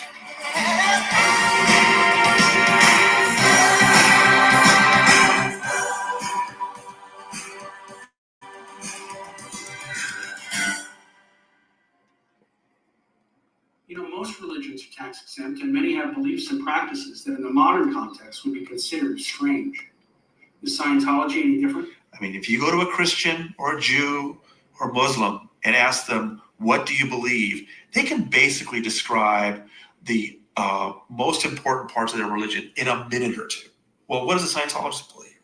You need to be in Scientology for 7 or 8 years and in for a couple of $100,000 before you finally learn this backstory of Xenu the Galactic Overlord. Now, if you were told that on day one, how many people would join? But if they were upfront about it, I'd have more respect for them. But it's that sort of bait and switch that people are told, oh, it's an applied philosophy to help you with your communication. Oh, yeah? So why is Tom Cruise paying $1,000 to have invisible aliens pulled out of his body? Not invisible aliens. What happens when your zone of influence is the global stage? How much must one do to call themselves a Scientologist? How much so that when their head hits the pillow, they can live with themselves, knowing they did all they could do? That is our final story this evening. It's a story that affects every Scientologist, for all of us are the beneficiaries of what he presents. Tom Cruise was the guy. Miscavige and Cruise have been pretty buddy-buddy way back to Days of Thunder. He was on the set with them, went skydiving with them, was hanging out with them all the time, and that was when Tom first met Nicole.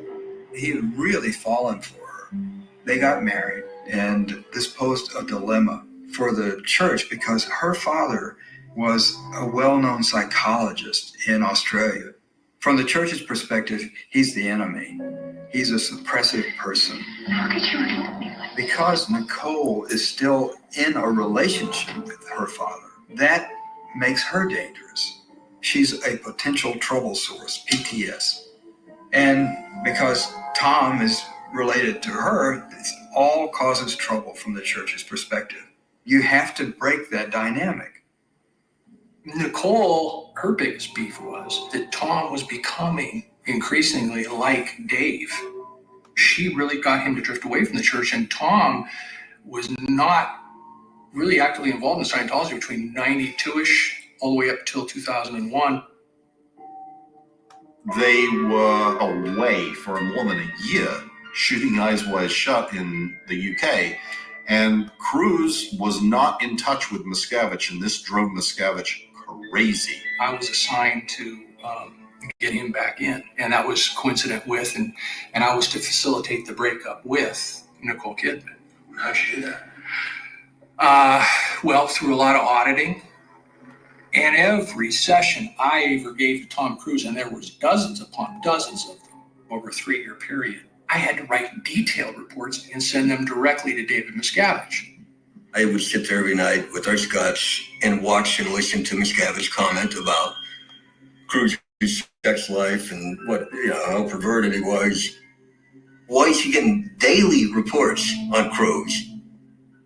Miscavige really wanted to get him back into being somebody that he could use to lure people into Scientology and increase his own status.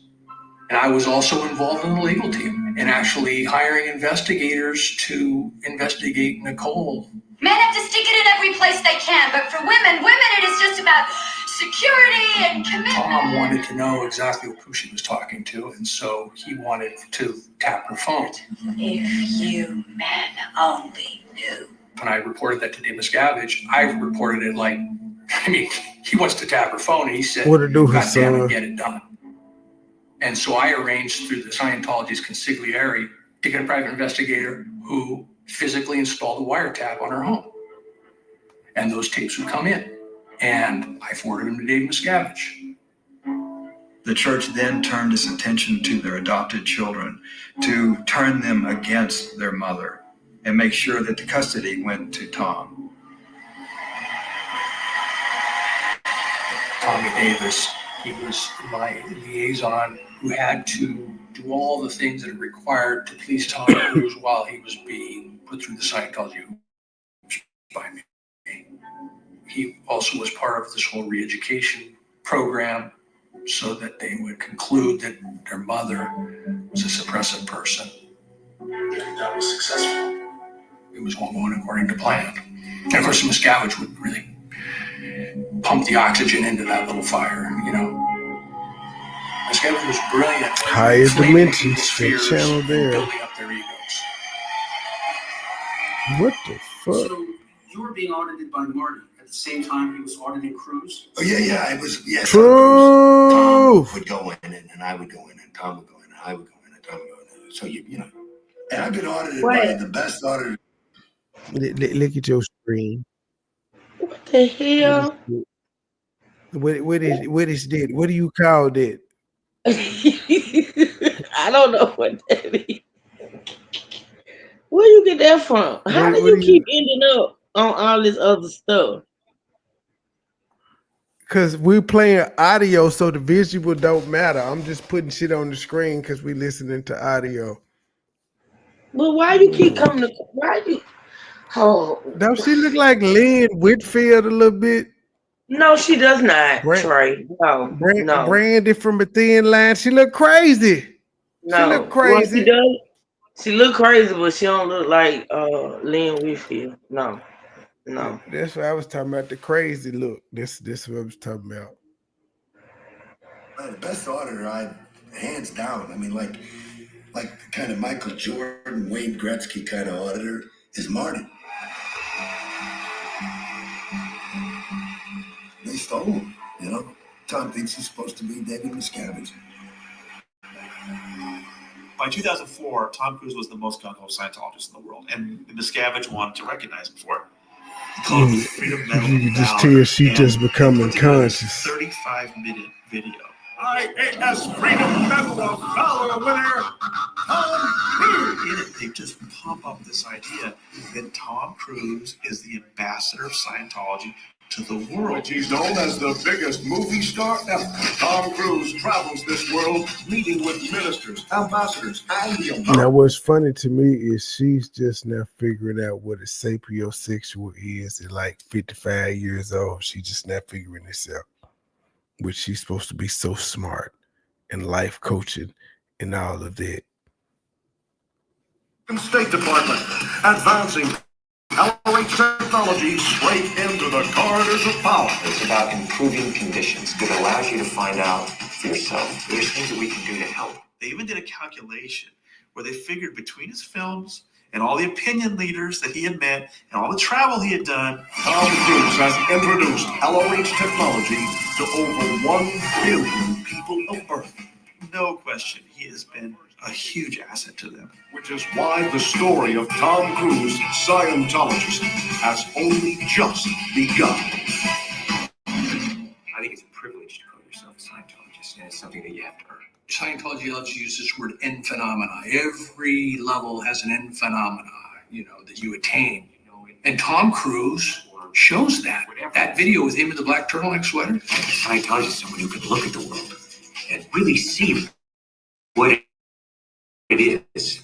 Not only look at it and see it, but be able to go and be effective and do something about it. He's as arrogant and as untouchable as could possibly be. At the same time, he looks like an utter crazy paranoiac.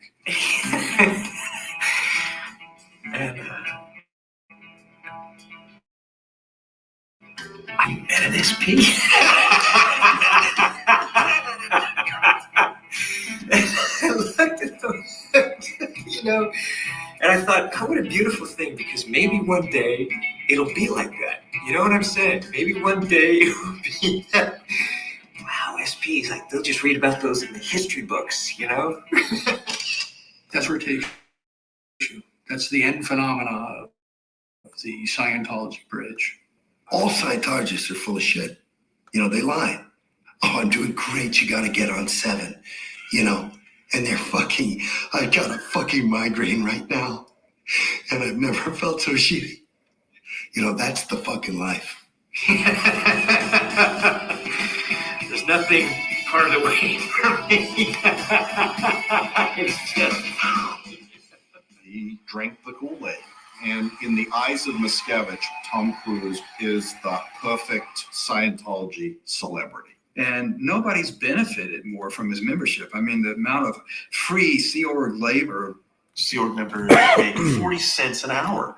And I don't think there's any way Tom Cruise is not aware of that. The church has done so much for him. They've tricked out all his cars and his motorcycles. Oh, I want a new limo. We'll build it for you. Decked out Tom Cruise's hangar in Santa Monica. Installed all the audiovisual stuff in Cruise's home. Tom fantasy of wanting to run through a meadow with Nicole Kidman, and so everybody had to work and till the soil, and then David Miscavige didn't like it, and so the whole thing had to be ripped up again. This was at the Gold facility, which is this desert facility where there is all kinds of great stuff if you're Tom Cruise, wonderful living quarters and a gym. When Cruise comes up, everyone's told in advance, you better have a fucking smile on your face. Everyone had to call Cruise sir.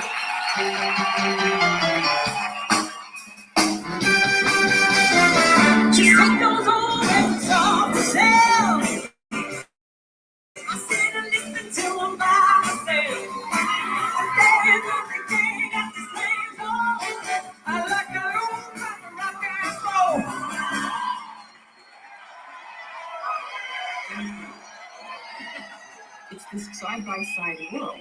There are celebrities like Cruise and Travolta, and then there are people who tell terrible tales of what happened to them in the church, being imprisoned, and really horrible psychological games. Tom was in Spain. They were opening up a new Scientology church in Madrid. And he was overheard to complain that he needed a new girlfriend. Soon after that, a young Scientologist pre-med student named Nazanin Boniani, she was told that she was going to get a special assignment. Years later, Nazanin became a successful TV actress and would have a small part in a Paul Haggis film. But at the time, she was a dedicated young Scientologist who believed in the church's claims for its humanitarian mission. In fact, she set a monthly record for selling books for the church. Nazanin may not speak publicly about her experiences because of an NDA the church pressured her to sign, but I discovered details from FBI testimony regarding her ordeal. David Miscavige assigned Nazanin's case to a key church official, Greg Wilhere. He put her through a 1-month program of on-camera interviews, intensive auditing, and security checks. She was moved in Celebrity Center, separated from her family, and certain problems were addressed during this period of time. One was she had a boyfriend. She is handed a transcript of his auditing session in which he admitted that he had an affair. And so she broke up with him. Then Wilhere took her to an orthodontist to have her braces removed. At Burberry and other stores in Beverly Hills, he bought her $20,000 worth of clothes. At the Celebrity Center, a man who worked for Cruise's hairstylist colored Nazanin's hair to Cruise's liking. Nazanin was told that her makeover was part of the church's humanitarian mission. She had to look her best for conferences with world leaders. Only after she was flown first class to New York did she discover the actual role that the church wanted her to play.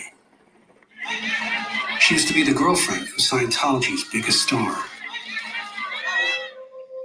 Within a month, Nazanin was living with Cruz. While at his house in Telluride, Miscavige came to visit. Overcome by a severe headache, Nazanin had a hard time understanding Miscavige, which infuriated him.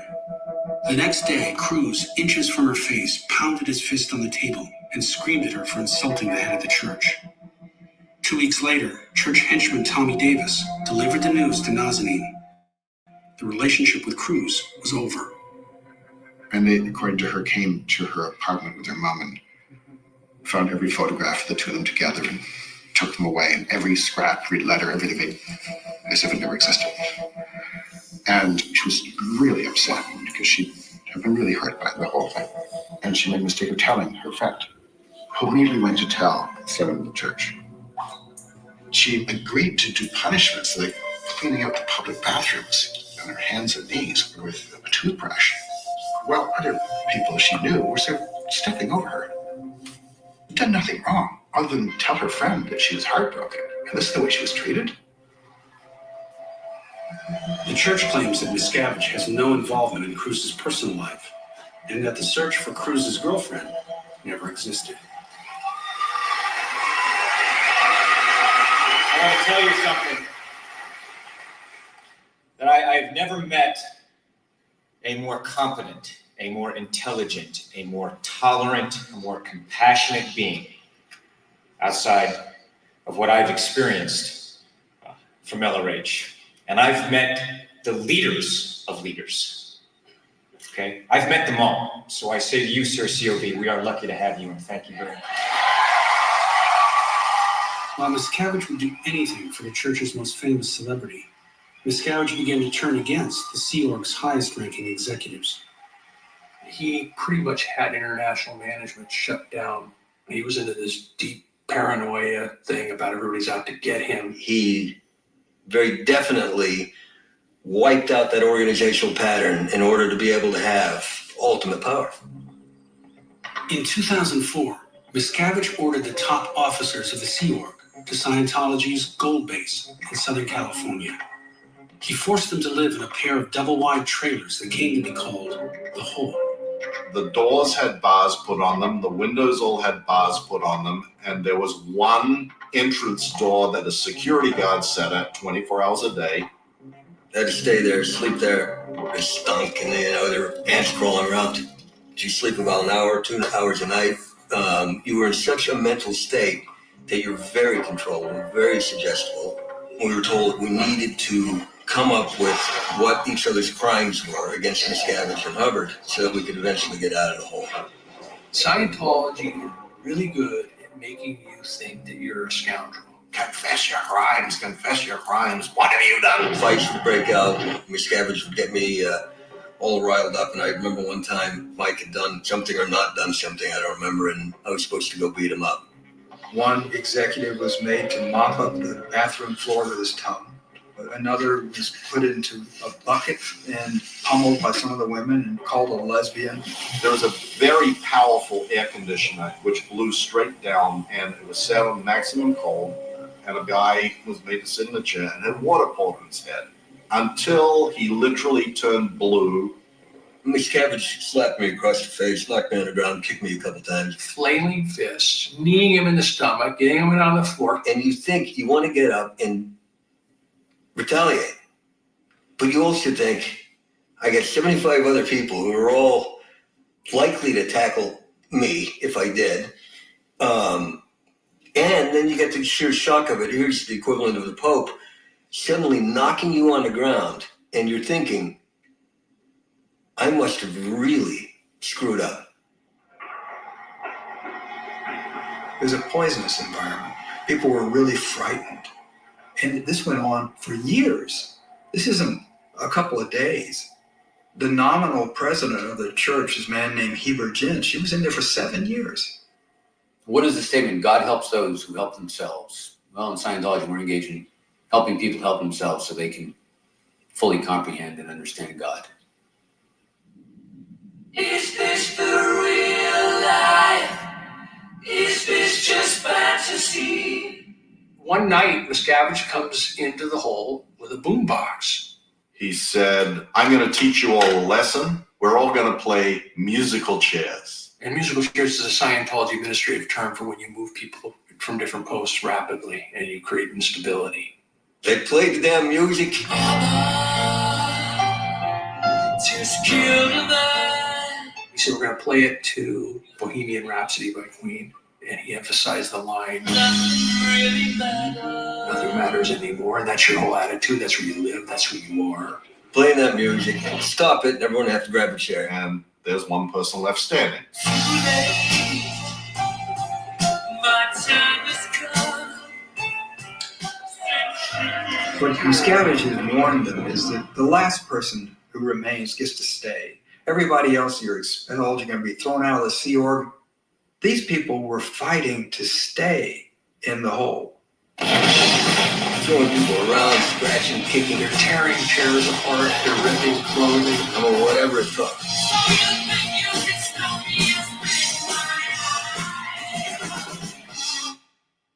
But then nothing happens. Nothing really matters to me. Out of the goodness of my heart, you can stay. But you better come clean. I better have some good confessions out of you. I mean, you know, as much as they get into everything that you ever think or do, they never got into my think on this score, that I would never go to prison. And so it was inevitable he literally created this prison camp. It was inevitable that I wasn't going to last there.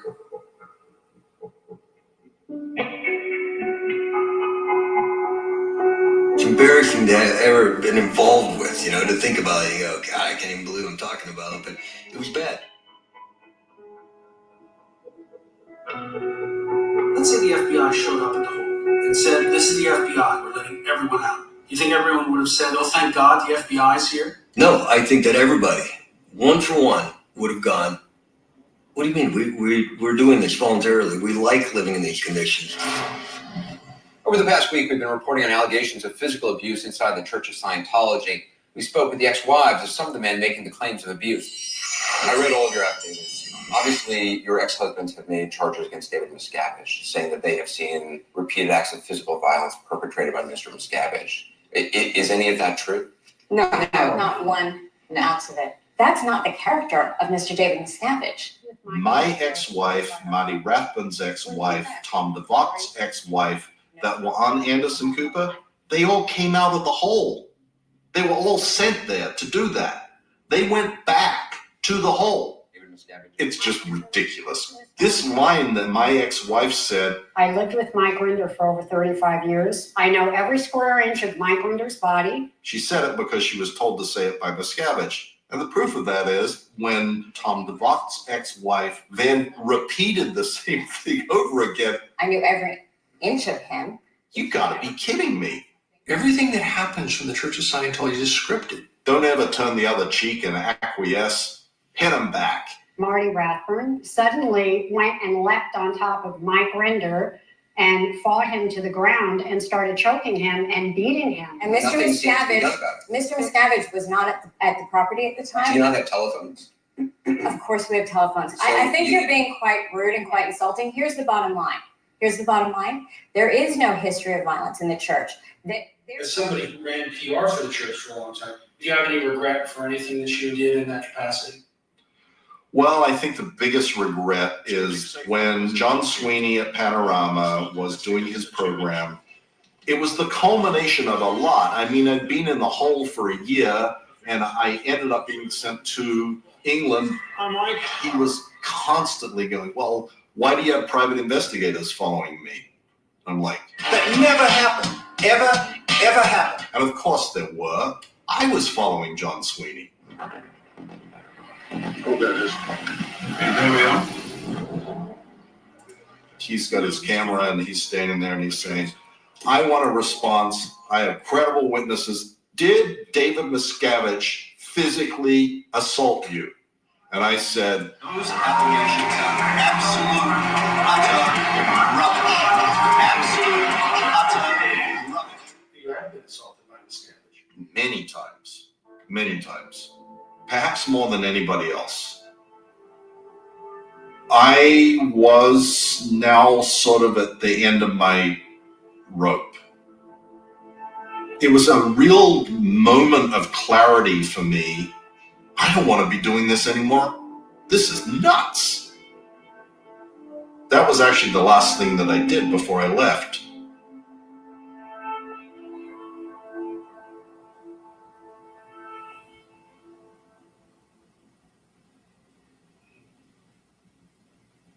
So I've been in Scientology about 2.5 years.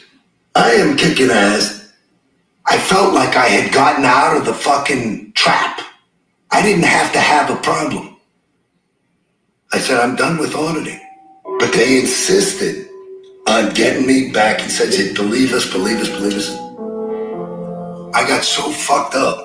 I mean, I went insane.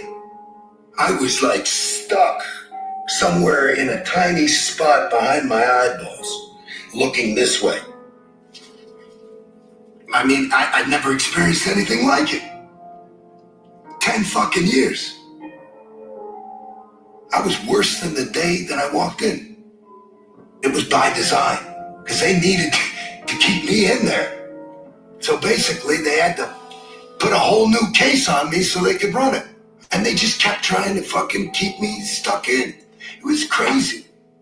So I finally said, I'm going my way. You guys go yours. I was pissed. I was sad. I was disillusioned. And I thought, maybe somebody could interview me. Ask me some questions about Scientology. How I got into Scientology and why I got out. Post this 2-hour thing, and it was the #1 thing on YouTube for 2 days before it mysteriously disappeared. The best traps, you get a guy to just keep himself in jail, right? And that's what Scientology does.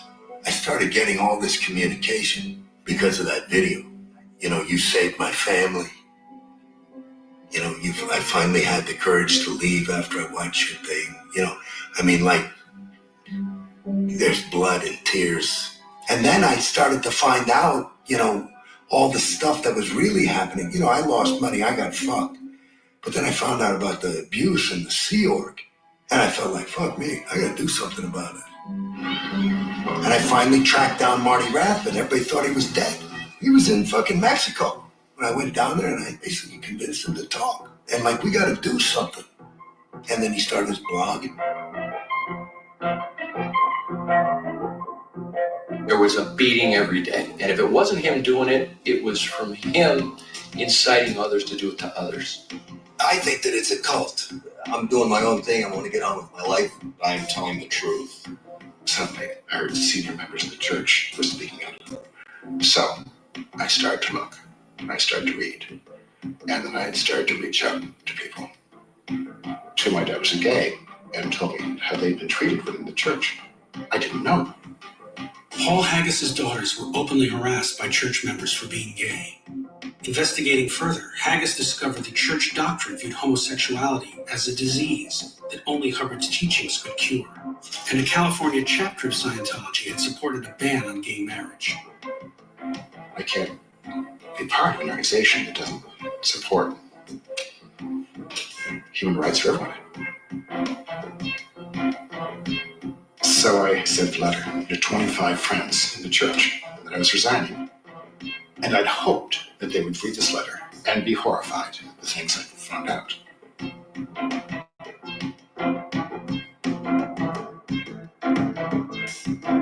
A few days later, I drive home. There were 10 people standing in my front yard.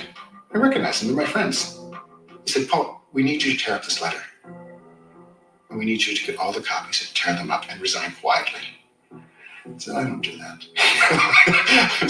I don't do that. I'd send a copy to Marty Rathbun.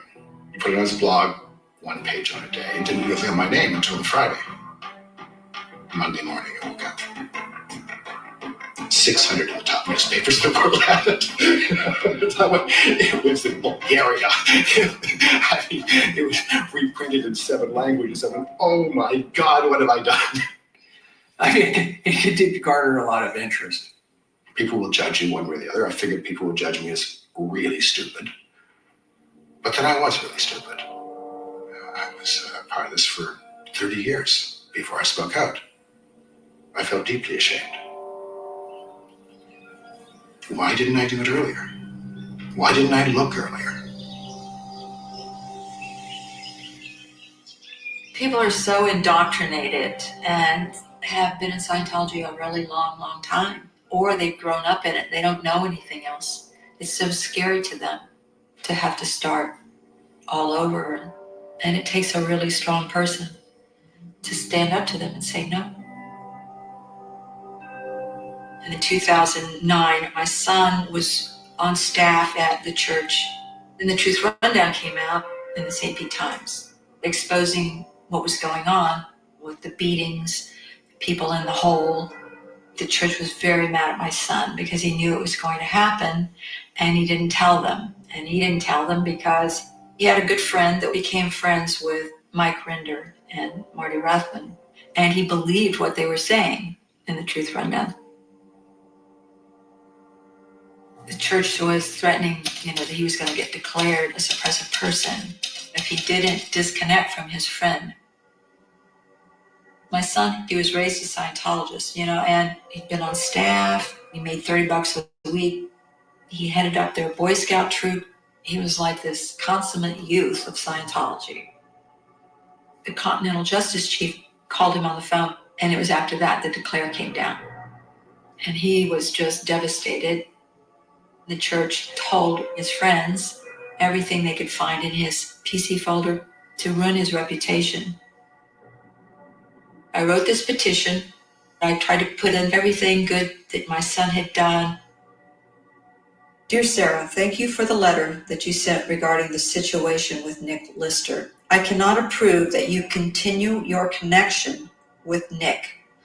No one's going to tell me when I can and can't speak to him. No one but me. Your Committee of Evidence Findings and Recommendations recommended you be labeled suppressive, engaging in malicious rumor mongering to destroy the authority or repute of higher officers or the leading names of Scientology. My husband was charged with that one because he was telling me what he read on the internet about David Miscavige. They say don't go on the internet, don't read, don't go to these sites. For the time that I got in, for 30 years, I never read one critical thing about Scientology. When I finally decided to open my eyes and look, I was shocked, just shocked. The church, but if you remember the Church of Scientology and someone in your family or a friend or your spouse is skeptical or critical of the Church of Scientology, you are supposed to disconnect yourself from that person. And Tommy Davis, who is the spokesperson for the church, he's being asked about the policy of disconnection. Anything that's characterized as disconnection or this kind of thing, it's just not true. There is. I confronted him about this, and I said, Tommy, I don't have to search outside to ask for, to check research and see if this has happened to other people. It has happened to my wife. You asked her and me to disconnect from her parents because of something trivial they did years ago. My wife disconnected from me, my daughter, my son, my brother, my sister, my mother, all of my nieces and nephews. And that is the only family that I have. You label these people suppressive so that, everybody automatically, they're discredited and they must disconnect from it. And that's how you keep people in a bubble. That's what they do. I mean, my son was declared because he wouldn't disconnect from his friend. I was declared and my husband was declared because we wouldn't disconnect from my son. And now guess what happened? Everyone connected to us just scatters to the wind. Through all of this time, I have a daughter who's very much into the church. I have a granddaughter who's the love of my life and who loves her Nana. I was planning on talking to my daughter and trying to tell her what was really happening. She hugged me. She told me she loved me. She said, I have to disconnect from you.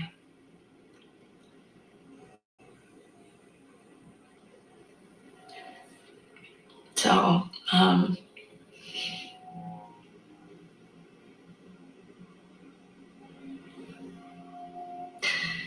I just was concentrating on smelling her hair, seeing the way she felt, touching her skin, my face.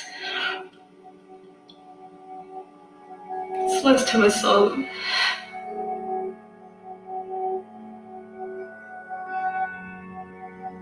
It really is the crux of how controlling is any religion over its adherents. And Scientology has perfected a lot of techniques of control. There is no logical explanation as to why other than faith. Your future, your eternity, all depends on you going up the bridge. It's scary. It's kind of like Christianity with hell. If they don't have the bridge, they can't go free. They don't believe they can get it anywhere else.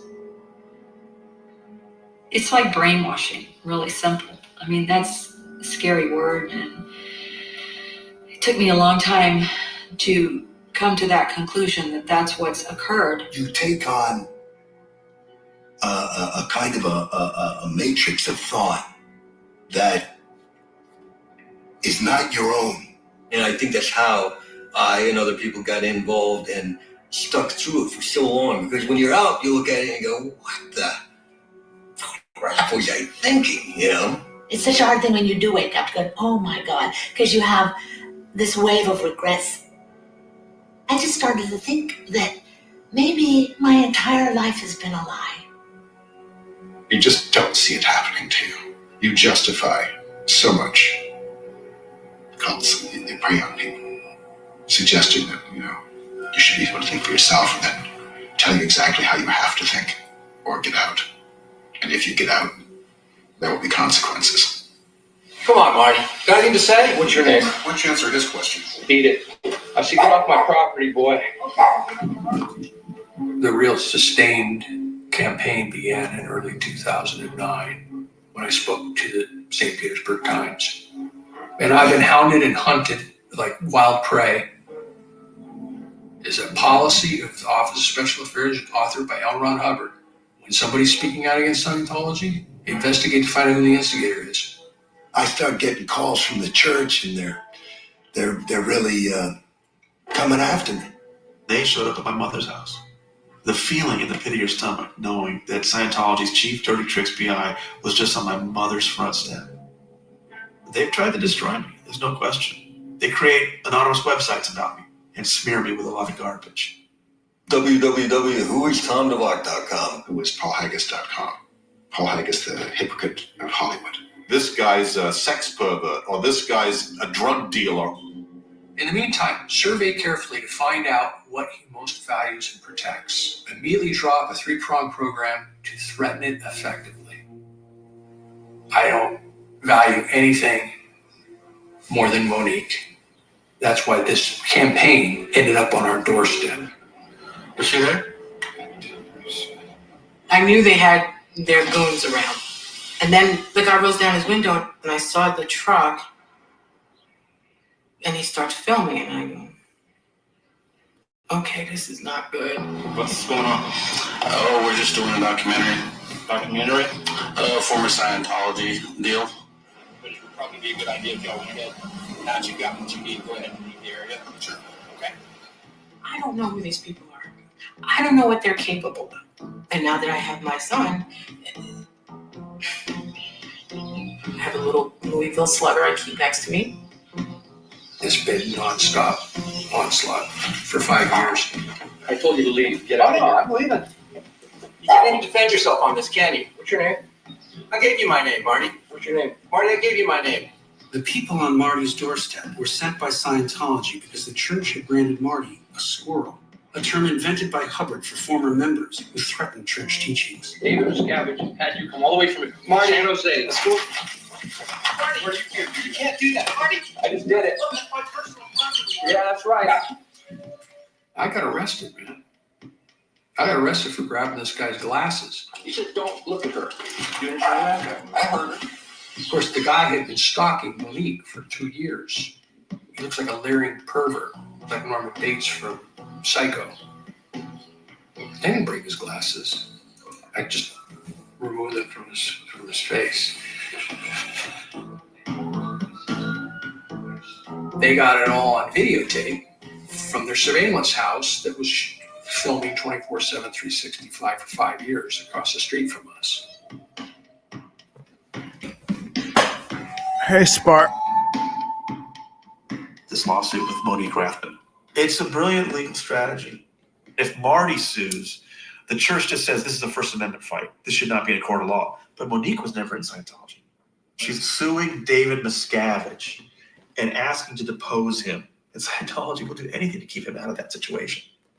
And the point is, Judge, if you let me make my presentation on First Amendment law that comes from the United States Supreme Court, all of this. For every court date, the church hires a bevy of high-priced lawyers.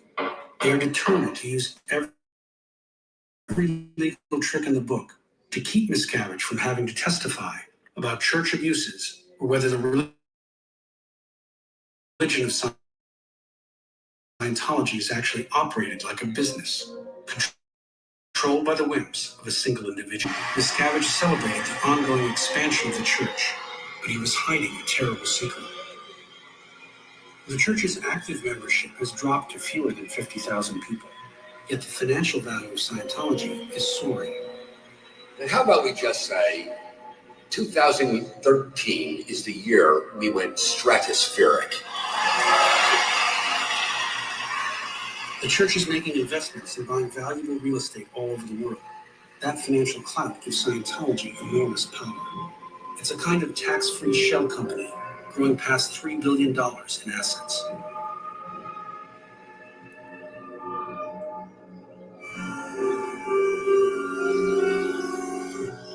The church now no longer has a public face. There's no spokespeople. They don't do media interviews. The church declined our request for an interview with David Miscavige. And that suits Miscavige. There is nobody that he is willing to have be the face of Scientology other than himself, but he's afraid to be interviewed by anybody for fear that they are going to ask him questions that he can't answer or doesn't want to answer.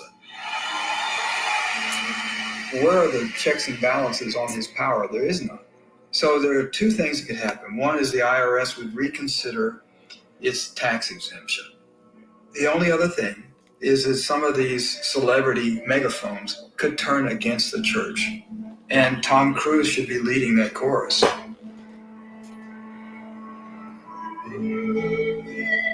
Is there anything that you look back on in terms of your own career in the church and think, wow, I wish I had done that? You know, we talked about karma earlier, it still happens that it's like I constantly get presented with who I was, and I constantly don't like what I see, and I sort of constantly keep dying deaths, I don't know how many more deaths I have left, but I regret it, and I'm ashamed of.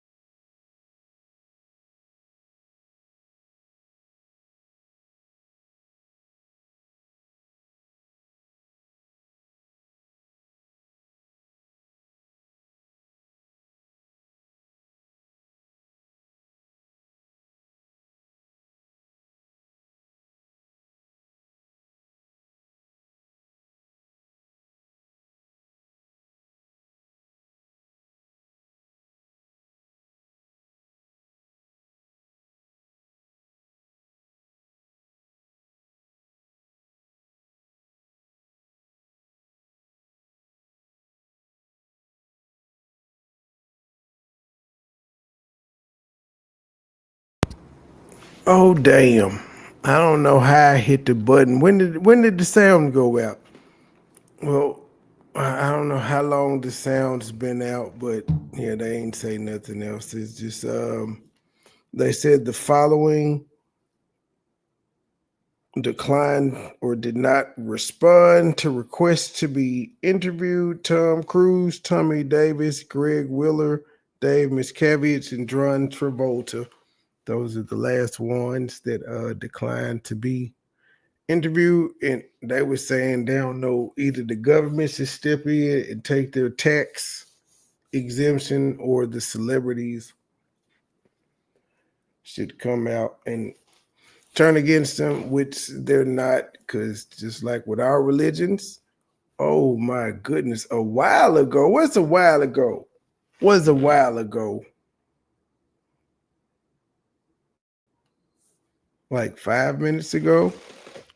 Because I just see no sound at 10:20. Well, yeah, but what It ain't happened been and no that long. sound? It ain't been that long. Yeah, because I know I don't recall hitting it. My hand probably hit it, but yeah, they didn't. Hold on. I guess I could take you back 2-3 minutes. Hold on. Let me know if y'all heard this part. And I'm ashamed of. Y'all heard this part where dude was crying? Like, man, I'm ashamed that I even got this yet. The entire experience. Now, what I take from the other guy that said, when you disbelief, he is scoring with religion altogether. What I take away from it is that we lock up a portion of our I guess my mind. hand hit the top of the microphone. We willingly put cuffs on. We willingly avoid things that could cause us pain if we looked. If we can just believe something, then we don't have to really think for ourselves, do we? And so I can't. Yikes! That is a. I don't know what to say about that one. It just hit different though. It just hit different. I'm gonna play it again, and then we're gonna get it better here. But that hit different there. Things that could cause us pain if we looked. If we can just believe something, then we don't have to really think for ourselves, do we? And so I can't. Damn these people who aren't coming out or who are hiding once they come out because they're ashamed. Yeah, I feel the same shame. And I'm fighting back by communicating. You know, it's a peaceful protest. I want the truth to be known. And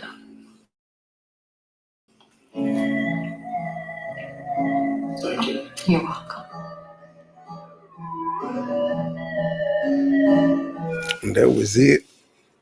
I'll share the thing on my I think some older people too, but I guess they were back. I think it was one that said 84 and all of that shit there. It's been, I didn't know it was that old though. I did not know he founded that shit in the 1950s. That mug is hanging on. It's got a good network and all of that stuff. But all right, ladies and gentlemen, that was it. Now I got a whole bunch of Scientology things popping up on my feed. I don't know what the hell happened. Let's see. Supervisor Tiffany Henry threatens Thornton Township government shutdown. All right, let's listen to this right quick and get up out of here. Because I seen it was something going on, but I think the meeting lasted about 8 minutes, even though it wasn't a meeting because there was no quorum. Carlisle and Gonzalez were no shows per usual. Down would mean ceasing assistance programs for seniors and after-school programs for children, and potentially laying off more than 100 township workers. It's kind of hurtful to even mention the potential of layoffs. I don't want that. I want our people to work. It's the holiday season. The threat of a shutdown comes as a Thornton Township meeting for the 5th time in recent weeks had to be canceled. I see she having a what you call it, a tree lighting ceremony. That's still going on. Because of a lack of a quorum. The result of trustees Carmen Carlisle and Chris Gonzalez not showing up. Their aim is to block Supervisor Tiffany Henyard from appointing someone to a vacant trustee position who could provide tie-breaking votes. The misspending of funds. We've been working hard to keep tabs on things like that. So if she gets this a third vote, it's going to go right back to all the other stuff that was going on previously. With the board unable to conduct business, Henyard says the township can't renew its insurance, and that's forcing the shutdown. We already spoke to the lawyers, and then we will start making preparations today. So tomorrow will be the first day, probably when our buildings will get shut down. The seniors, they utilize the transportation to go to dialysis, to the doctor, to the store, things of that nature. The township has also had to cancel its annual holiday toy giveaway this weekend that helps hundreds of families. But Gonzalez says Henyard is under FBI scrutiny for her handling of township finances, and those in Dalton, where she's mayor, could renew the insurance without convening a meeting. And it's the insurers who've chosen not to renew the township. It all comes down to the dysfunction of this administration. All this comes as Henyard is suing Thornton Township Democrats for their caucus vote earlier this month that left her off the April ballot for township supervisor. She dropped Henyard it. wants a new caucus vote.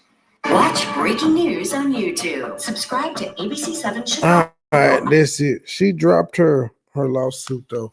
And then the other objections that were filed that she tried to pull, those ended up being withdrawn too. So her plant, which makes it seem more like a plant, it seems more like that the woman came out, said she was running. Tiffany people act like they were filing objections only to withdraw them, and now she's able to run without any issue. I don't know. But that's it, ladies and gentlemen. Until the next episode. What, Truth, you got anything? Any announcements? Things of that nature? Nope, I'll see you tomorrow. All right. Till the next episode. We out. Bye, y'all.